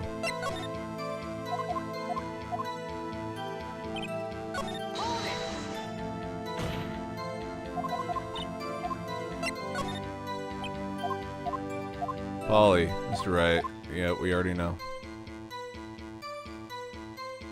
Save course. And show us proof. The proof that TL6. This is actually awesome. Really easy to see why so much content, meme material was made from this. Right? So much. Oh, fucking parrot on trial, are you kidding? Which page of this is proof? Which page is this proof of, then? Show us, or stop wasting our time. Very well, Mr. Wright. Please show us on the page. Where did this man touch you? Take that! Hold it! The hand slams the music. Too good. It's on the suspect page. This page has all the information about Yanni Yogi. Right after he was arrested, his fiancée committed suicide. See? Indeed, it does say that, yes. What was his fiancée's name? Polly Jenkins. Polly! Exactly, Your Honor. He wanted to remember the name of his fiancée who had committed suicide. That's why he named his parrot after her. I see. I guess that is possible. God, that's such a fucking loose reason. Bah! Mere coincidence, that's all. I agree, Von Karma. My granddaughter has a dog she calls Phoenix. Well, Mr. Phoenix Wright, does this make you my granddaughter's fiancé? She's only 7 years old. Oh, she's only 7 years old. Well, that's weird. Def, don't name your pet after a dead loved one. That's enough! I think we've reached a conclusion here. This is a mere coincidence. That's all. True, that is a possibility. However, two coincidences at the same time seem more like a pattern to me. What are you saying? Summon the caretaker of the boat shop. Immediately! Finally. Witness, tell us your name.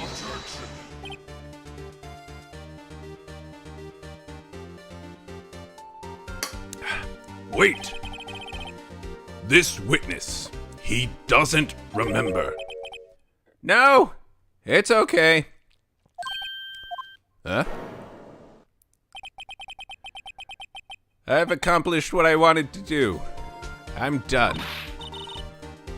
Nick, he looks totally different. This is the real Yogi, I think. Finally. He's been acting feeble to hide his true identity. Acting for 15 years. Well, let me ask you again. Please state your name for the court.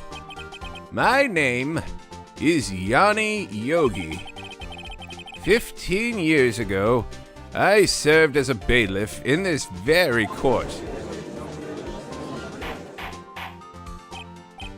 Order! Order! Yanni Yogi. So, was it you who killed Robert Hammond? Good night. We will see you later. Welcome back. I mean, Ciao.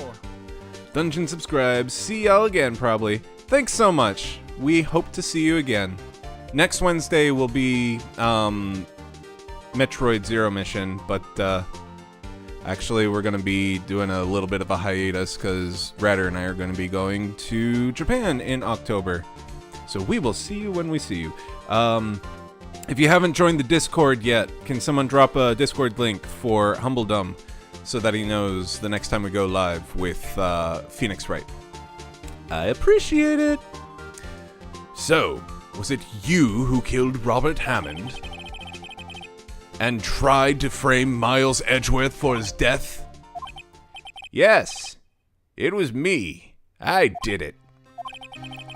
They put me on the witness stand 15 years ago. Robert Hammond. He said I was mentally unsound. He told me it would make me innocent, get me off the hook. So, I pretended to have brain damage. I was innocent, really, but he didn't believe me. We won the trial, but I lost everything. I lost my job, my fiancé, my social standing. Then, this year, 15 years later, a package arrived. It was a letter and a pistol. The plan was written out in careful detail. It was a plan for me to take my revenge on the people who ruined my life. I didn't care who had sent it. I thought this was my chance after 15 years. I thought this was my chance. After 15 years, this was it. Finally, a chance to have my revenge on Robert Hammond and Miles Edgeworth. I have no regrets. Wait a moment. Revenge against Miles Edgeworth? What do you mean? I'm not at liberty to speak on that matter. Why don't you ask Mr. Edgeworth yourself? Anyway, I admit it. I was the one who killed Robert Hammond. Von Karma, where is Mr. Yogi? Under arrest, Your Honor. I saw no room for error in his confession. Then the defendant, Miles Edgeworth, is innocent. In this case, at least. Very well. Will the defendant please take the stand? There are a few mysteries left unsolved. Still, you are cleared of suspicion for this particular case. So I would like to pass judgment on the murder of Mr. Robert Hammond. Any objections? I don't believe it. Why isn't Von Karma saying anything? Very well. This court finds the defendant, Mr. Miles Edgeworth. Hold on. But... no. That's not how it works. That's not how it works. You didn't ask the jury to convene on it. What's the point of the jury if they don't actually discuss the evidence and everything? Like, you can't just declare it. What the fuck? Okay. That is all. This court is adjourned. Uh-oh. Did someone just say objection? It wasn't Von Karma. Wait, but that means jury isn't part of this game? Hasn't been the whole time? Oh. So wait, who are the people in the stands then? Just onlookers? Looky-loos? Jerry Schmurry. They're just an audience in this kangaroo court. We can give the game the benefit of the doubt and say it was a bench trial. Like, who are they then? No. Edgeworth? Just an audience. Oh my god. It's so ridiculous. Who goes out of their way to just, like, come to a trial? Do you, like, get tickets or something, or... Ugh, Jesus. Your Honor, I object to your judgment.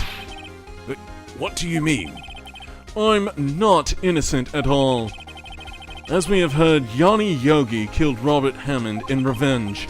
But revenge for what? Nick, Edgeworth is trying to confess. He's going to say he's guilty. It's like Judge Judy. Oh my god. He's going to tell them he was the murderer in the DL6 incident. He's going to tell them he killed his own dad. Uh-oh. What do I do? Maybe to Edgeworth. No. I'm sure Edgeworth thought about this one long and hard. This isn't my place to interfere. Nick, are you sure? There's nothing we can do about it. This is his problem now.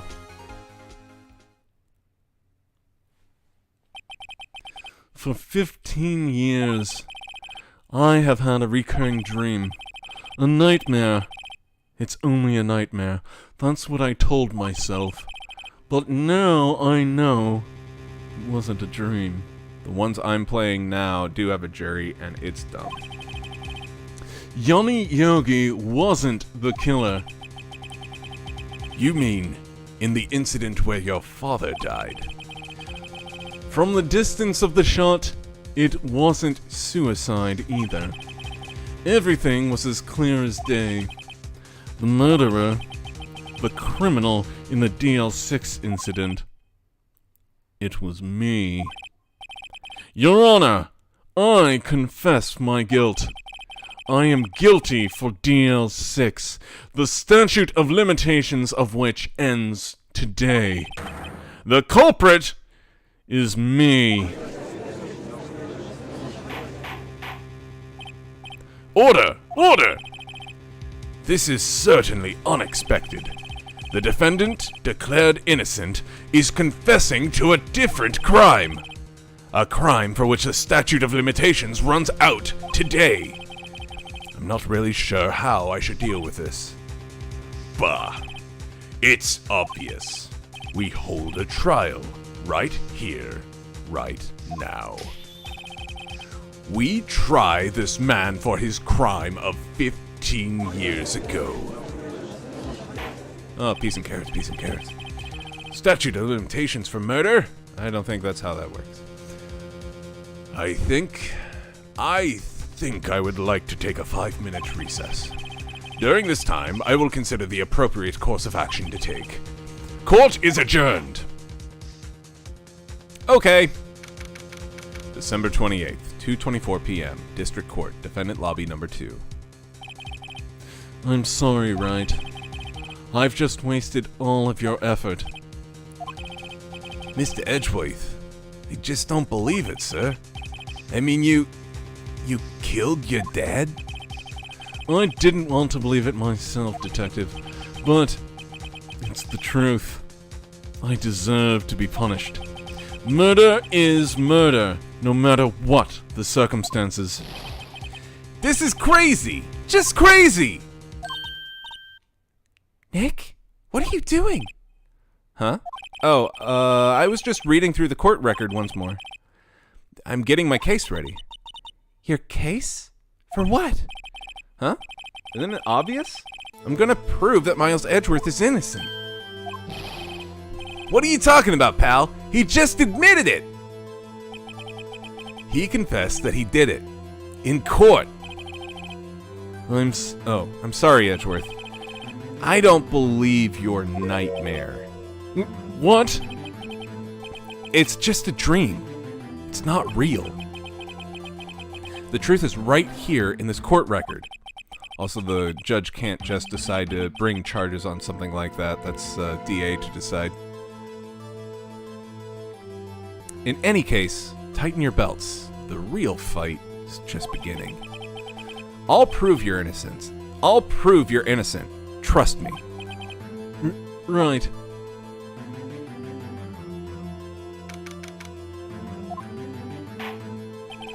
Wow, that was, yep. Now then, I would like to resume our trial. Judge, Miles Edgeworth has admitted his own guilt. He has confessed his crime. Let us begin by hearing his testimony. Then, though pointless, let the defense do their cross-examining. Well, I mean, that was exactly what we were going to be doing, but, I mean, okay. The statute of limitations on the DO6 incident runs out today. Though it's unconventional for me, I'd like to run this one by the book. I see. Does the defense have any objections? No, Your Honor. Von Karma, you knew this was going to happen from the very beginning, didn't you? Very well. Will Miles Edgeworth take the stand? Will the witness state his name and profession? Miles Edgeworth. I am a prosecuting attorney. Mr. Edgeworth, 15 years ago, you mistakenly killed your father, Gregory Edgeworth. Is this correct?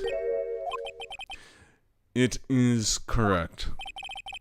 Then testify about this matter to the court. When Edgeworth was telling me about his dream yesterday, I noticed something. One detail didn't quite fit. That will be the key, but only if I can get it to work. Please, please.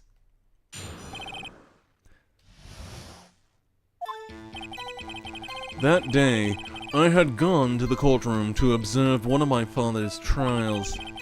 As we went to leave, an earthquake struck, trapping us in the elevator. My father and Mr. Yogi lost their composure and began to argue. Just then, something heavy fell at my feet. I picked it up and threw it at Mr. Yogi. I wanted them to stop fighting. A moment later, there was a single gunshot, then a scream. It was a terrible scream. I remember it to this day. That's all.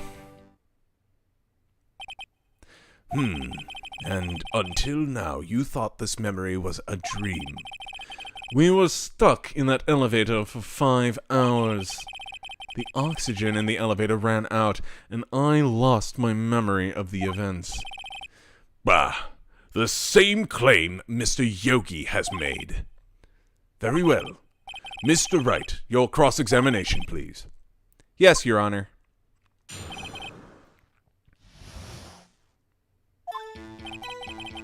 That day, I had gone... What was the trial your father was involved in on that day? I don't remember things very clearly. Only 2 things. I know my father lost, and Mr. Von Karma was the prosecuting attorney. Mr. Von Karma, you were handling that case. It was 15 years ago. I don't remember the details. That was when Edgeworth pointed out the problem in Von Karma's evidence. So, there were 3 people, including yourself, trapped in the elevator? Yes, myself, my father, and Yanni Yogi. We were fine at first, but then as time passed and no one came to help...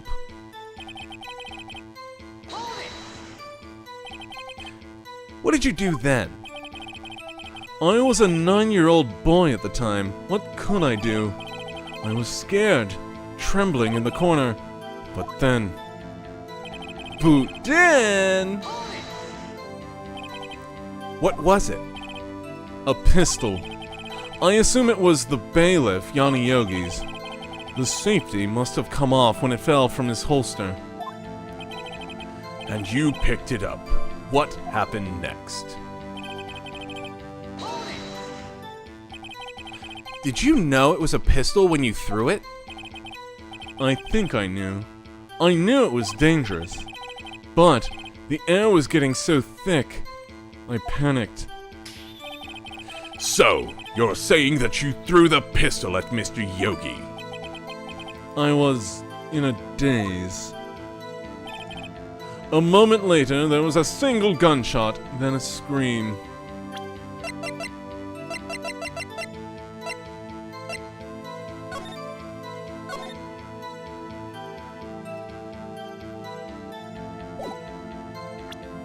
I want to present this. Are you sure you only heard 1 gunshot? Yes, I'm sure of that. I heard the shot and the scream. Then everything faded. I was unconscious until the rescuers came. I see. No, Your Honor. Unfortunately, you don't. Look at this file one more time. This plainly contradicts the witness's testimony. You do enjoy dragging out that file, don't you? I don't accept this evidence unless you can tell us what page it's on. Which page contradicts Miles Edgeworth's testimony? Look at the victim data in this file. Nothing about this makes any sense at all. Guns don't just go off. A safety can't just switch off when a gun is dropped like that. Guns don't just fall out of a holster. Holy shit. Lots of holes in this! And one of them was unfortunately in Miles Edgeworth's dad's chest. It says quite plainly, the murder weapon was fired twice. Miles Edgeworth only heard one gunshot, yet the murder weapon was fired twice. The first shot was the accidental firing when the pistol was thrown. So who fired the remaining shot? Oh, I picked up the gun again and finished the job. I should have mentioned that. Was there perhaps another shooter who fired the second shot? Your Honor, as I'm sure you're aware, this incident occurred 15 years ago. The evidence is dated. The pistol did fire twice. However, we do not know when the second shot was fired. It might have been fired the day before the incident. There is no proof that the second shot had anything to do with this incident. What? I see. You do have a point, Mr. Wright? The murder weapon was fired twice, as we have heard. One of those shots was fired by the defendant, a boy at the time. Do you have any proof that the other shot fired had something to do with the case? Yes. Your Honor, I think I'll be able to show you the proof. What? Impossible. Now, Mr. Von Karma, save your surprise for after you've seen the evidence. Very well, Mr. Wright, show us your proof. Do you have evidence that the second firing of this pistol is related to the incident? That. Please think how we feel having to look at this evidence time and time again, every time you show us. Haha, I really don't mean but not meaning any harm and not doing any harm. Two different things. Try again, Mr. Wright. Fine, we'll save scum.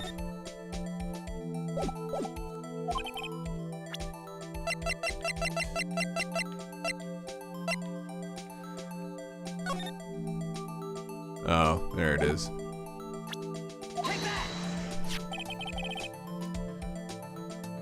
Obligatory. Look at this graph! This is a photograph of the scene of the crime 15 years ago. I can see that the victim is lying there, is Gregory Edgeworth. This proves the murder weapon was fired twice at the time of the incident. This photo proves it. Try him as a juvenile. So, let me get this straight. This photo proves 2 shots were fired. Where? Your Honor, please get a clue. Show the judge the contradiction. It was the elevator closing button. Ah! Just look at that. Look at that little thing right there. Just like that. As should be obvious, the contradiction is here. I see. A bullet hole in the door. Your Honor, Gregory Edgeworth was killed by a shot from the pistol, yet there is also a bullet hole in the elevator door. We also know that the murder weapon was fired twice. Thus, someone other than Edgeworth fired the second shot. Order! Order! Mr. Wright, what are you driving at? It's simple, Your Honor. At the time of the incident, 2 shots were fired. One went into Gregory Edgeworth's heart, the other hit the elevator door.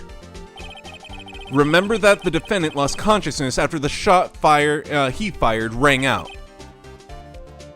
Sorry, the roof of my mouth is itchy for some reason.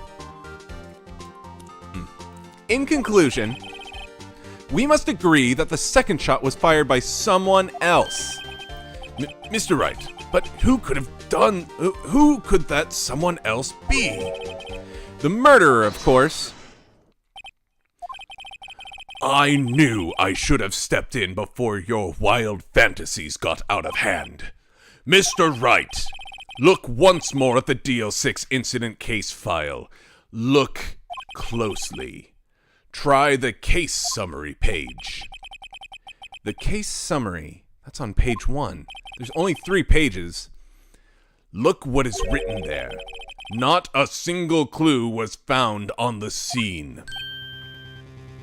Well, somebody with knowledge of court of law probably had something to do with this, you know, cleaning up evidence that would have been pertinent to the case. Just saying. If the pistol had indeed been fired 2 times, then the other bullet would have been discovered on the scene. He does have a point. The second bullet has never been found. Why? Because the second bullet does not exist. The bullet that claimed Gregory Edgeworth's life was the one fired by his own son. That is the truth of this matter. The whole truth. It was undoubtedly something else that made the bullet hole in that door. No. We can tell by the scratches or whatever on the bullet that it didn't hit flesh, it hit metal. Mr. Wright has proven one thing to us quite clearly, that the murder weapon was fired twice at the time of the incident. However, as Mr. Von Karma says, the second bullet fired was not found. It is highly unlikely that the police merely overlooked this second bullet. So, all we have is the single bullet fired. I'm afraid I have to discount the defense's claim. Tisk, tisk, tisk. I praise the judge for his wisdom in this matter. How did this happen? I don't believe that the second bullet didn't exist. Was I wrong? Have I been wrong about this whole incident? What are you doing, Nick? Why aren't you raising an objection? I'm sorry, Maya. What? It looks like I was wrong. Nick? If the second bullet wasn't there, then all my conjectures are for nothing. No. But you said you'd do it, Nick. You said you'd get Edgeworth declared innocent.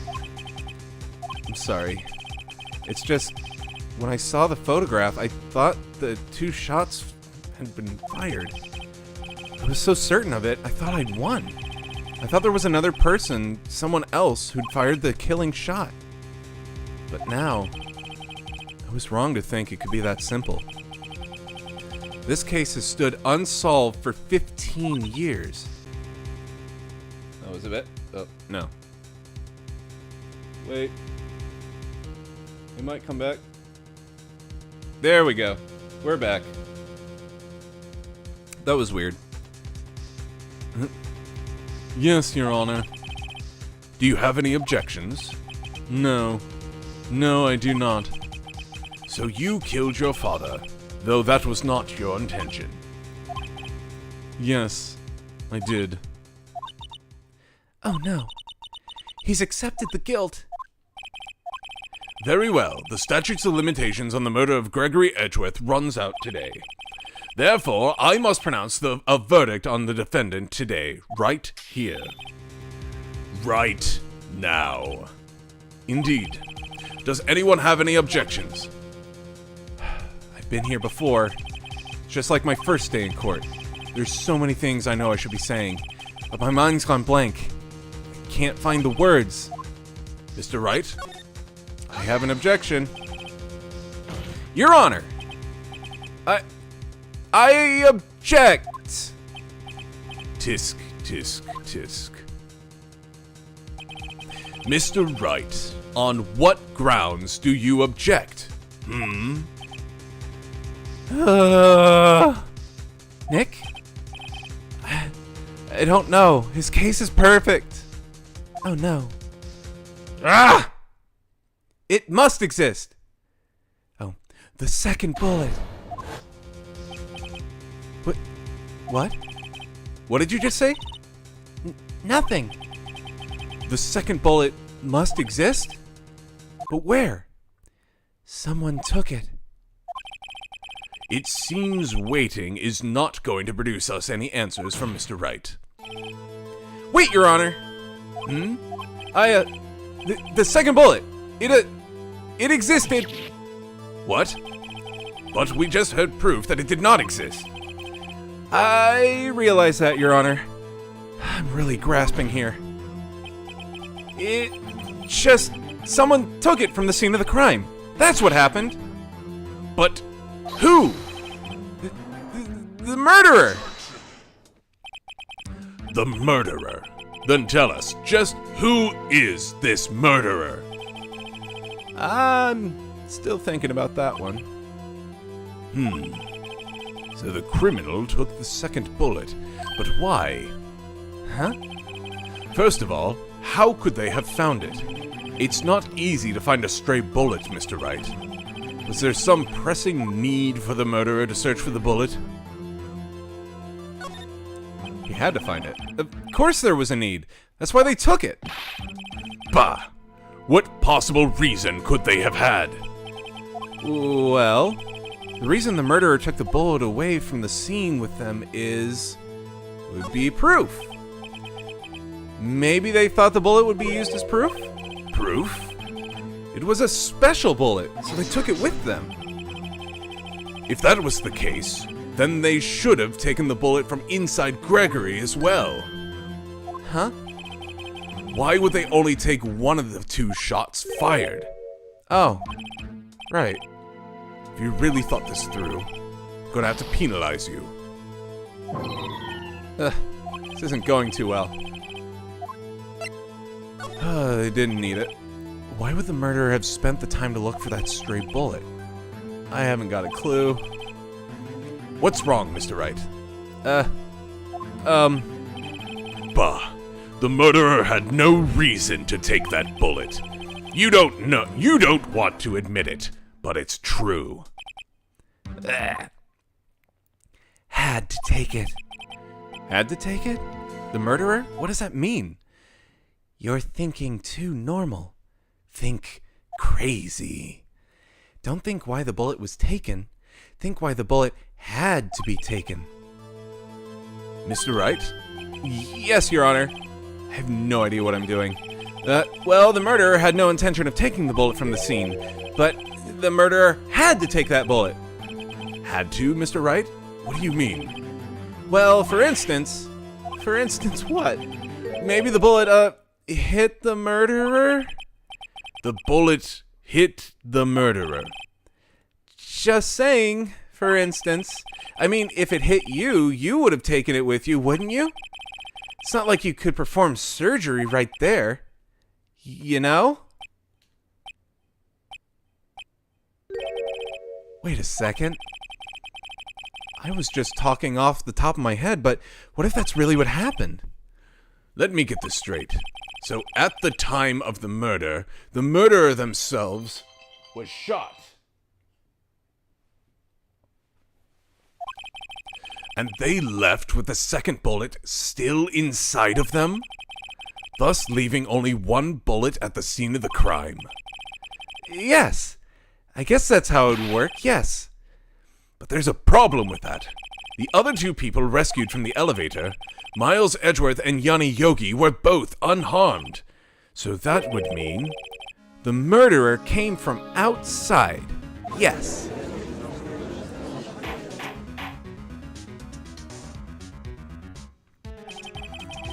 The two men fighting inside the elevator. Trying to stop them, the boy picks up the pistol at his feet and throws it. The pistol discharges and the bullet goes through the elevator door and hits the murderer outside. The boy loses consciousness. Then, the murderer opens the elevator door and sees the men inside. Mr. Wright, you are truly the most unpredictable defense attorney I've ever known. I can tell you're grasping, yet I cannot deny the possibility of what you say. What are you saying? Deny it! Deny it! No one involved with the incident was wounded. There was no murderer.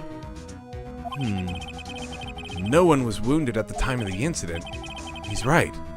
Can't think of anyone. Hey, Nick. Huh? I just thought of something really crazy. Let's go swimming after this. Crazy? Remember what Mr. Grossberg said yesterday? Gregory Edgeworth dealt a blow to his perfect trial record. Wow. It must have been quite a shock for Von Karma. He took a vacation for several months after that, you see. Yes, an unusual event for that man. That was the first and last vacation he's taken in many years of prosecuting. What if Von Karma didn't take that vacation because of shock, but took it because he was injured? Which would mean it could only mean one thing. He was the murderer in the DL6 incident. He was the man who shot Gregory Edgeworth. It was Von Karma. Oh man. Something wrong, Mr. Wright. You seem dazed. No, Your Honor. Well, you have indicated the possibility that the murderer came from outside. Can you give us the name of your suspect? Uh-oh. Should I come out and say it now? Fuck yeah. Your Honor, there is a suspect. One lone suspect. Well, this is certainly interesting news. Very well, Mr. Wright. Who is your suspect? My hands are shaking. What? V what? Von Karma. Von Karma?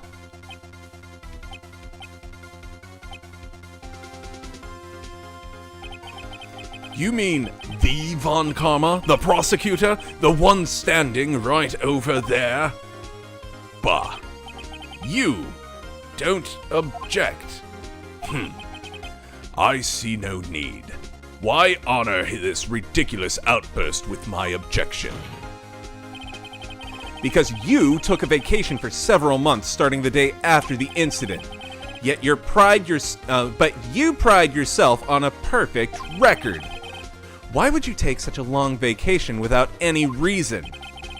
So you're claiming that I took a vacation to heal my injury from the incident? Fascinating. Prove it. I would have needed surgery, no? Where did I go under the knife at, Mr. Wright? Bring the doctor that operated on me.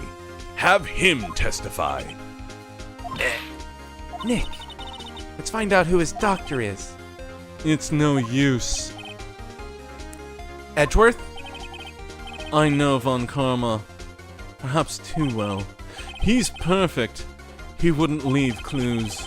He probably didn't undergo surgery. That would leave a doctor as a witness. Nobody's that perfect. So what, Nick? Did Von Karma pull the bullet out by himself? That's insane. No. He couldn't have. You can't just pull bullets out of yourself. Wait, what does that mean? That bullet has to be somewhere, but where? Tisk, tisk, tisk. Well, Mr. Wright, can you provide evidence to prove that I was shot? Let's show evidence. All right, Von Karma. I'll prove it. And I'll even use evidence And I'll even use evidence. I know how much, or how you like it so much. Save scum! Yay! What? The evidence that proves Von Karma was shot is...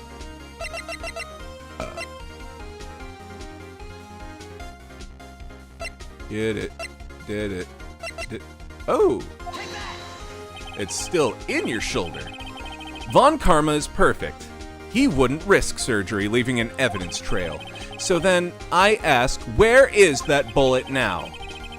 I think it's unlikely that Von Karma performed surgery on himself. You don't mean... I do. There is the possibility that the bullet is still inside Von Karma. Is that even possible? For all these years? Well, there's one way to find out. We could use this metal detector. Well, Von Karma, I'm gonna run this over you and see what we find. I refuse! I like how he's grabbing the shoulder that got shot. You refuse, but refusing this means... you acknowledge that the bullet is still inside you. You could always say that there's like another injury or something. Like, they would have to research all that, but the statute of limitation runs out today, so... if they can't prove that the bullet is actually in his shoulder and it's not just like some sort of like childhood injury or like metal joint or something, some other explanation, they don't have like even 12 hours before the end of the day, so it would be a moot point. Order! Order! Your Honor, the defense requests that we be allowed to use the metal detector. Also, if the metal detector is sensitive enough to pick up the bullet, wouldn't the metal detector, whenever you go into the courtroom, go off like every single fucking time that he goes in? If they have metal detectors? I don't know, I guess that's if they have it. Judge, I call for suspension of this trial. This is an invasion of privacy. The statute of limitation runs out on this case today. It was you who said we had to end it right here, right now. It was you who said we had to end it right here, right now. Nothing in this game makes any sense. True. Enough! I permit the use of the metal detector. Mr. Von Karma, you will submit yourself to testing. Nick, what does this mean? I don't know, but we're gonna have to give it a shot. Funny joke! Beep, beep, beep, beep, beep, beep, beep. Oh, my burrito's done. He reacted. Something's inside his right shoulder. The bullet! The magic bullet! Now that you have found something metal in his shoulder, prove that it's exactly what you think it is. Mr. Von Karma? You! It was you! I was afraid this would happen, and so I remained silent. Indeed, there is a bullet in my shoulder. However, it has nothing to do with this incident. What? I was shot in the shoulder long before the DL6 incident. I claim that the bullet in my shoulder has no relation to DL6. There you go. Fucking finally, someone with sense. But, Mr. Von Karma, can you prove that? Prove? I have no obligation to prove anything. It's true. Like, again, like, they have no time to work up anything. It is Mr. Wright. It is Mr. Wright who must prove something here. Can you prove that you're not guilty? Not I. Mr. Wright, well, can you prove it? Can you prove that the bullet in Von Karma's shoulder was from DL6? Of course he can't. You don't have any evidence of the DL6 incident. That's because you took it out of the records room yesterday. With no proof, You cannot convict me of any crime. So sorry, Mr. Wright. No, I'm the one who's sorry, Mr. Von Karma. What? You were close, one day away from freedom. But, you see, I have proof. What? Who would have thought you would dig your own grave trying to convict Edgeworth? I can link that bullet in your shoulder to the DL6 incident. And here is my final proof. Polly the Parrot. Right, he did it. Guilty! That's a bullet? Where did you get that? This is the bullet used in the DL6 incident. This was taken from the heart of the victim, Mr. Gregory Edgeworth. The bullet is preserved quite nicely, with all the ballistic markings intact. Ballistic markings. The parrot rips the bullet out of his shoulder. Polly will help, rock! You may recall the term. It came up in the first trial 2 days ago. Ballistic markings are the fingerprints of a weapon. All bullets fired from a gun are marked with that weapon's unique pattern. By examining the markings, you can tell which weapon fired the bullet. It's quite accurate. We have 2 bullets in our possession. One, the bullet removed from Gregory Edgeworth's heart. The other, Mr. Von Karma, is the bullet buried in your shoulder. We could analyze both bullets. Then, if the markings matched, we would know that both bullets had been fired from the same gun. The very same pistol, in other words, the murder weapon that killed Gregory Edgeworth. Mr. Von Karma, you will let us remove the bullet from your shoulder. Then we'll compare the ballistic markings to those on this bullet. And solve this case once and for all. Well, Mr. Von Karma? No!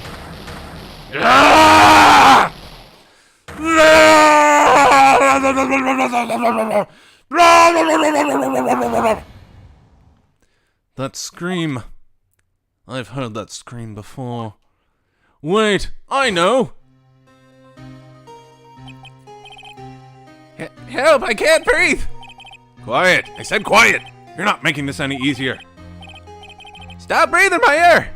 I'll stop you! Stop breathing my air! Shut up, both of you! Get away! Get away from my father! What the fuck did I come back to? Bang!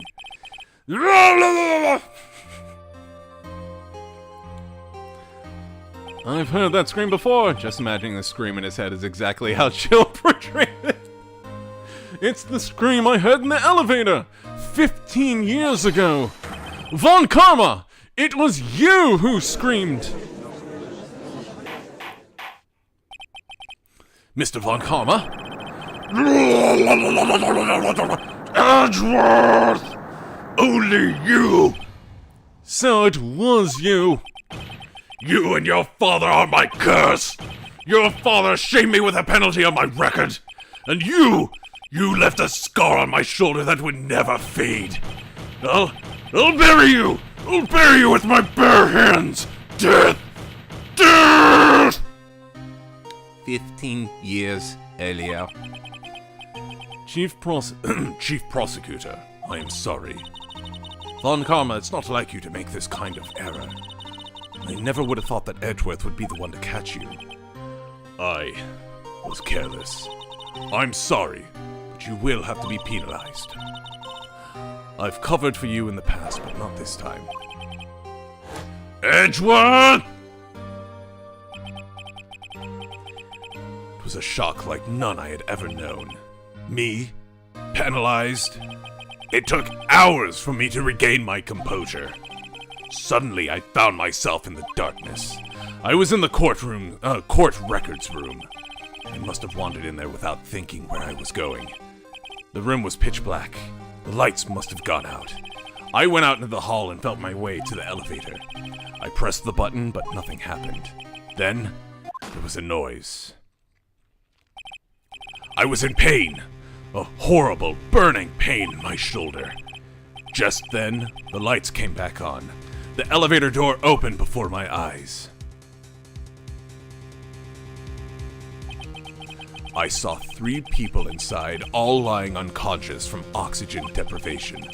Much to my surprise, a pistol lying at my feet. I knew then it was destiny. Pew! In his last moments, Gregory Edgeworth was still unconscious. He died never knowing who had shot him. Later, he spoke through a medium, blaming Mr. Yogi. He was fooled. It was the perfect crime. I even tricked his ghost! Tisk, tisk, tisk. Who would have thought another man would have come to open the elevator door? Judge! What are you doing? Do your job. Bring an end to this miserable charade. I'm bringing the ghost into this. Now, end it. Very well. Guilty! It appears that we have come to a very long way to end this, to the end of this maze. 15 years later, Mr. Miles Edgeworth? Yes, Your Honor. You were innocent. You are innocent. As you said, it was all a nightmare. Yes, Your Honor. This court finds the defendant, Mr. Miles Edgeworth, not guilty.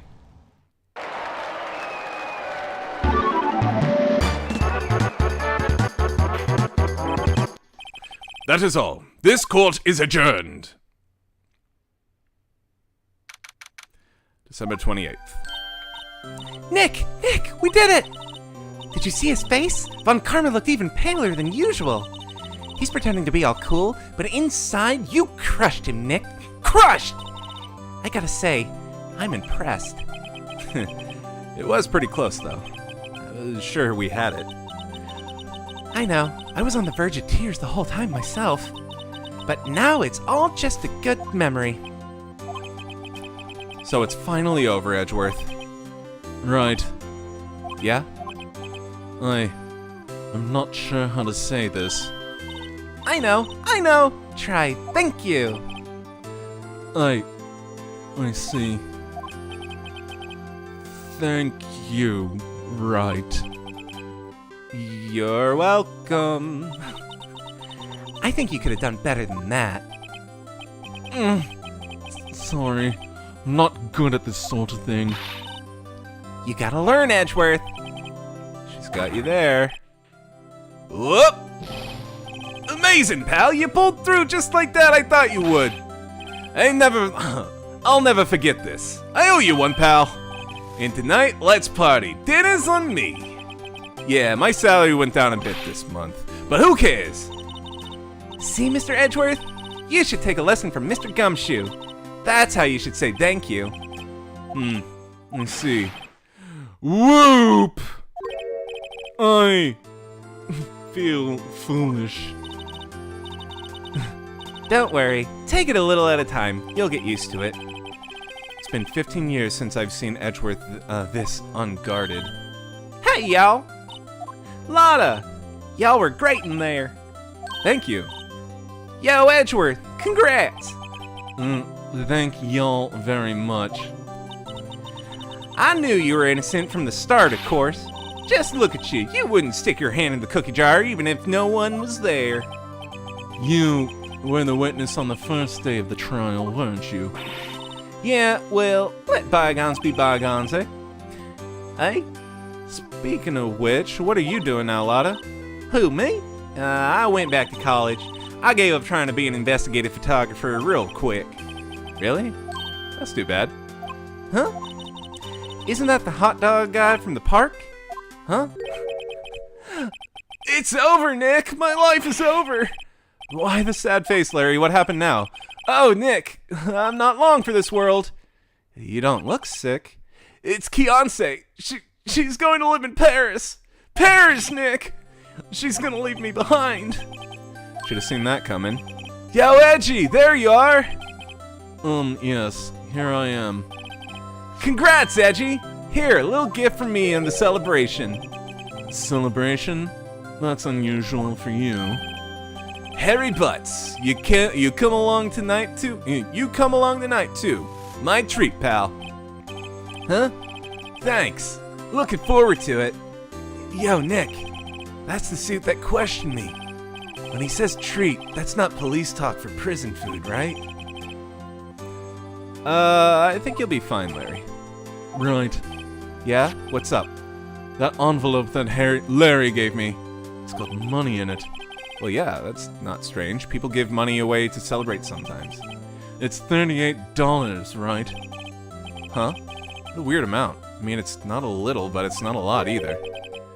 38 exactly? Nick? Wasn't that the exact amount of lunch money that was stolen from Mr. Edgeworth in school? $38? No. No, Larry, it was you! What are you so surprised about, Wright? Larry was absent that day from school, right? That doesn't automatically rule him out as a suspect. What? Think back to that day 15 years ago. Larry took the day off because he was bored, so he came to school anyway. Then he saw the money lying there, and the rest is history. I never was good at history. Edgeworth, you didn't know, did you? I suspected. I just couldn't picture Larry protecting you like he did that day. Everyone else was saying you did it. The whole class was against you. Yeah, too well. Right, blah blah blah. I gotta get to a save point. Edgeworth, huh? You should have told me. Now, Nick. I'd say so, yes. There you have it. Grr, welcome, blah blah blah. Well, you've always been insufferable, blah blah blah. Death sentence for both of you, man, blah blah blah. The same goes for me, blah blah blah blah blah. I thought it was a criminal case. Prosecutor something or other, Edgeworth. Want to switch right? Hey, y'all, line up, take a photo. Hey, photo time, hooray, and dinner on me. Photo up, fa-kink! Detective Gumshoe took us out, we celebrated, even though Edgeworth was in detention. December 28th, law offices. Son of a bitch. Ryder, can you start getting my lunch together, please? Head hurts, huh? It was 5 o'clock. What's this? A letter. Put my dinner in the bag, too, please. Good morning, Nick. You were really impressive. It made me think about what I'm doing here in the spare medium. I want to help you. I was useless, so I'm deciding I'll do a full letter. Goodbye, Nick. Okay, so Maya's leaving. What is it this time? God, the first time train, whatever. Phoenix, I guess I'm too late. Hey, Nick, Maya, so you're leaving? Yeah, it's hard. Good, okay. Hold it. God damn it.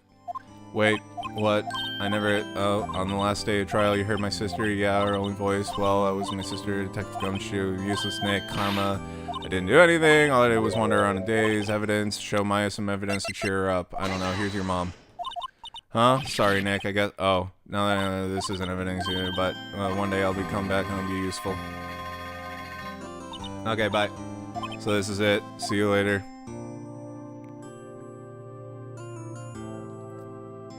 Happy end.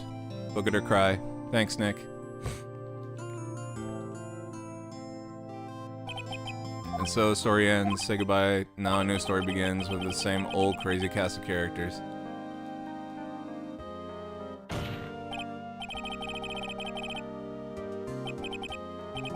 God damn it. Okay, this is the end. Sorry about this. This has gone on too far. Join us on Friday. We'll be doing shit. Good night!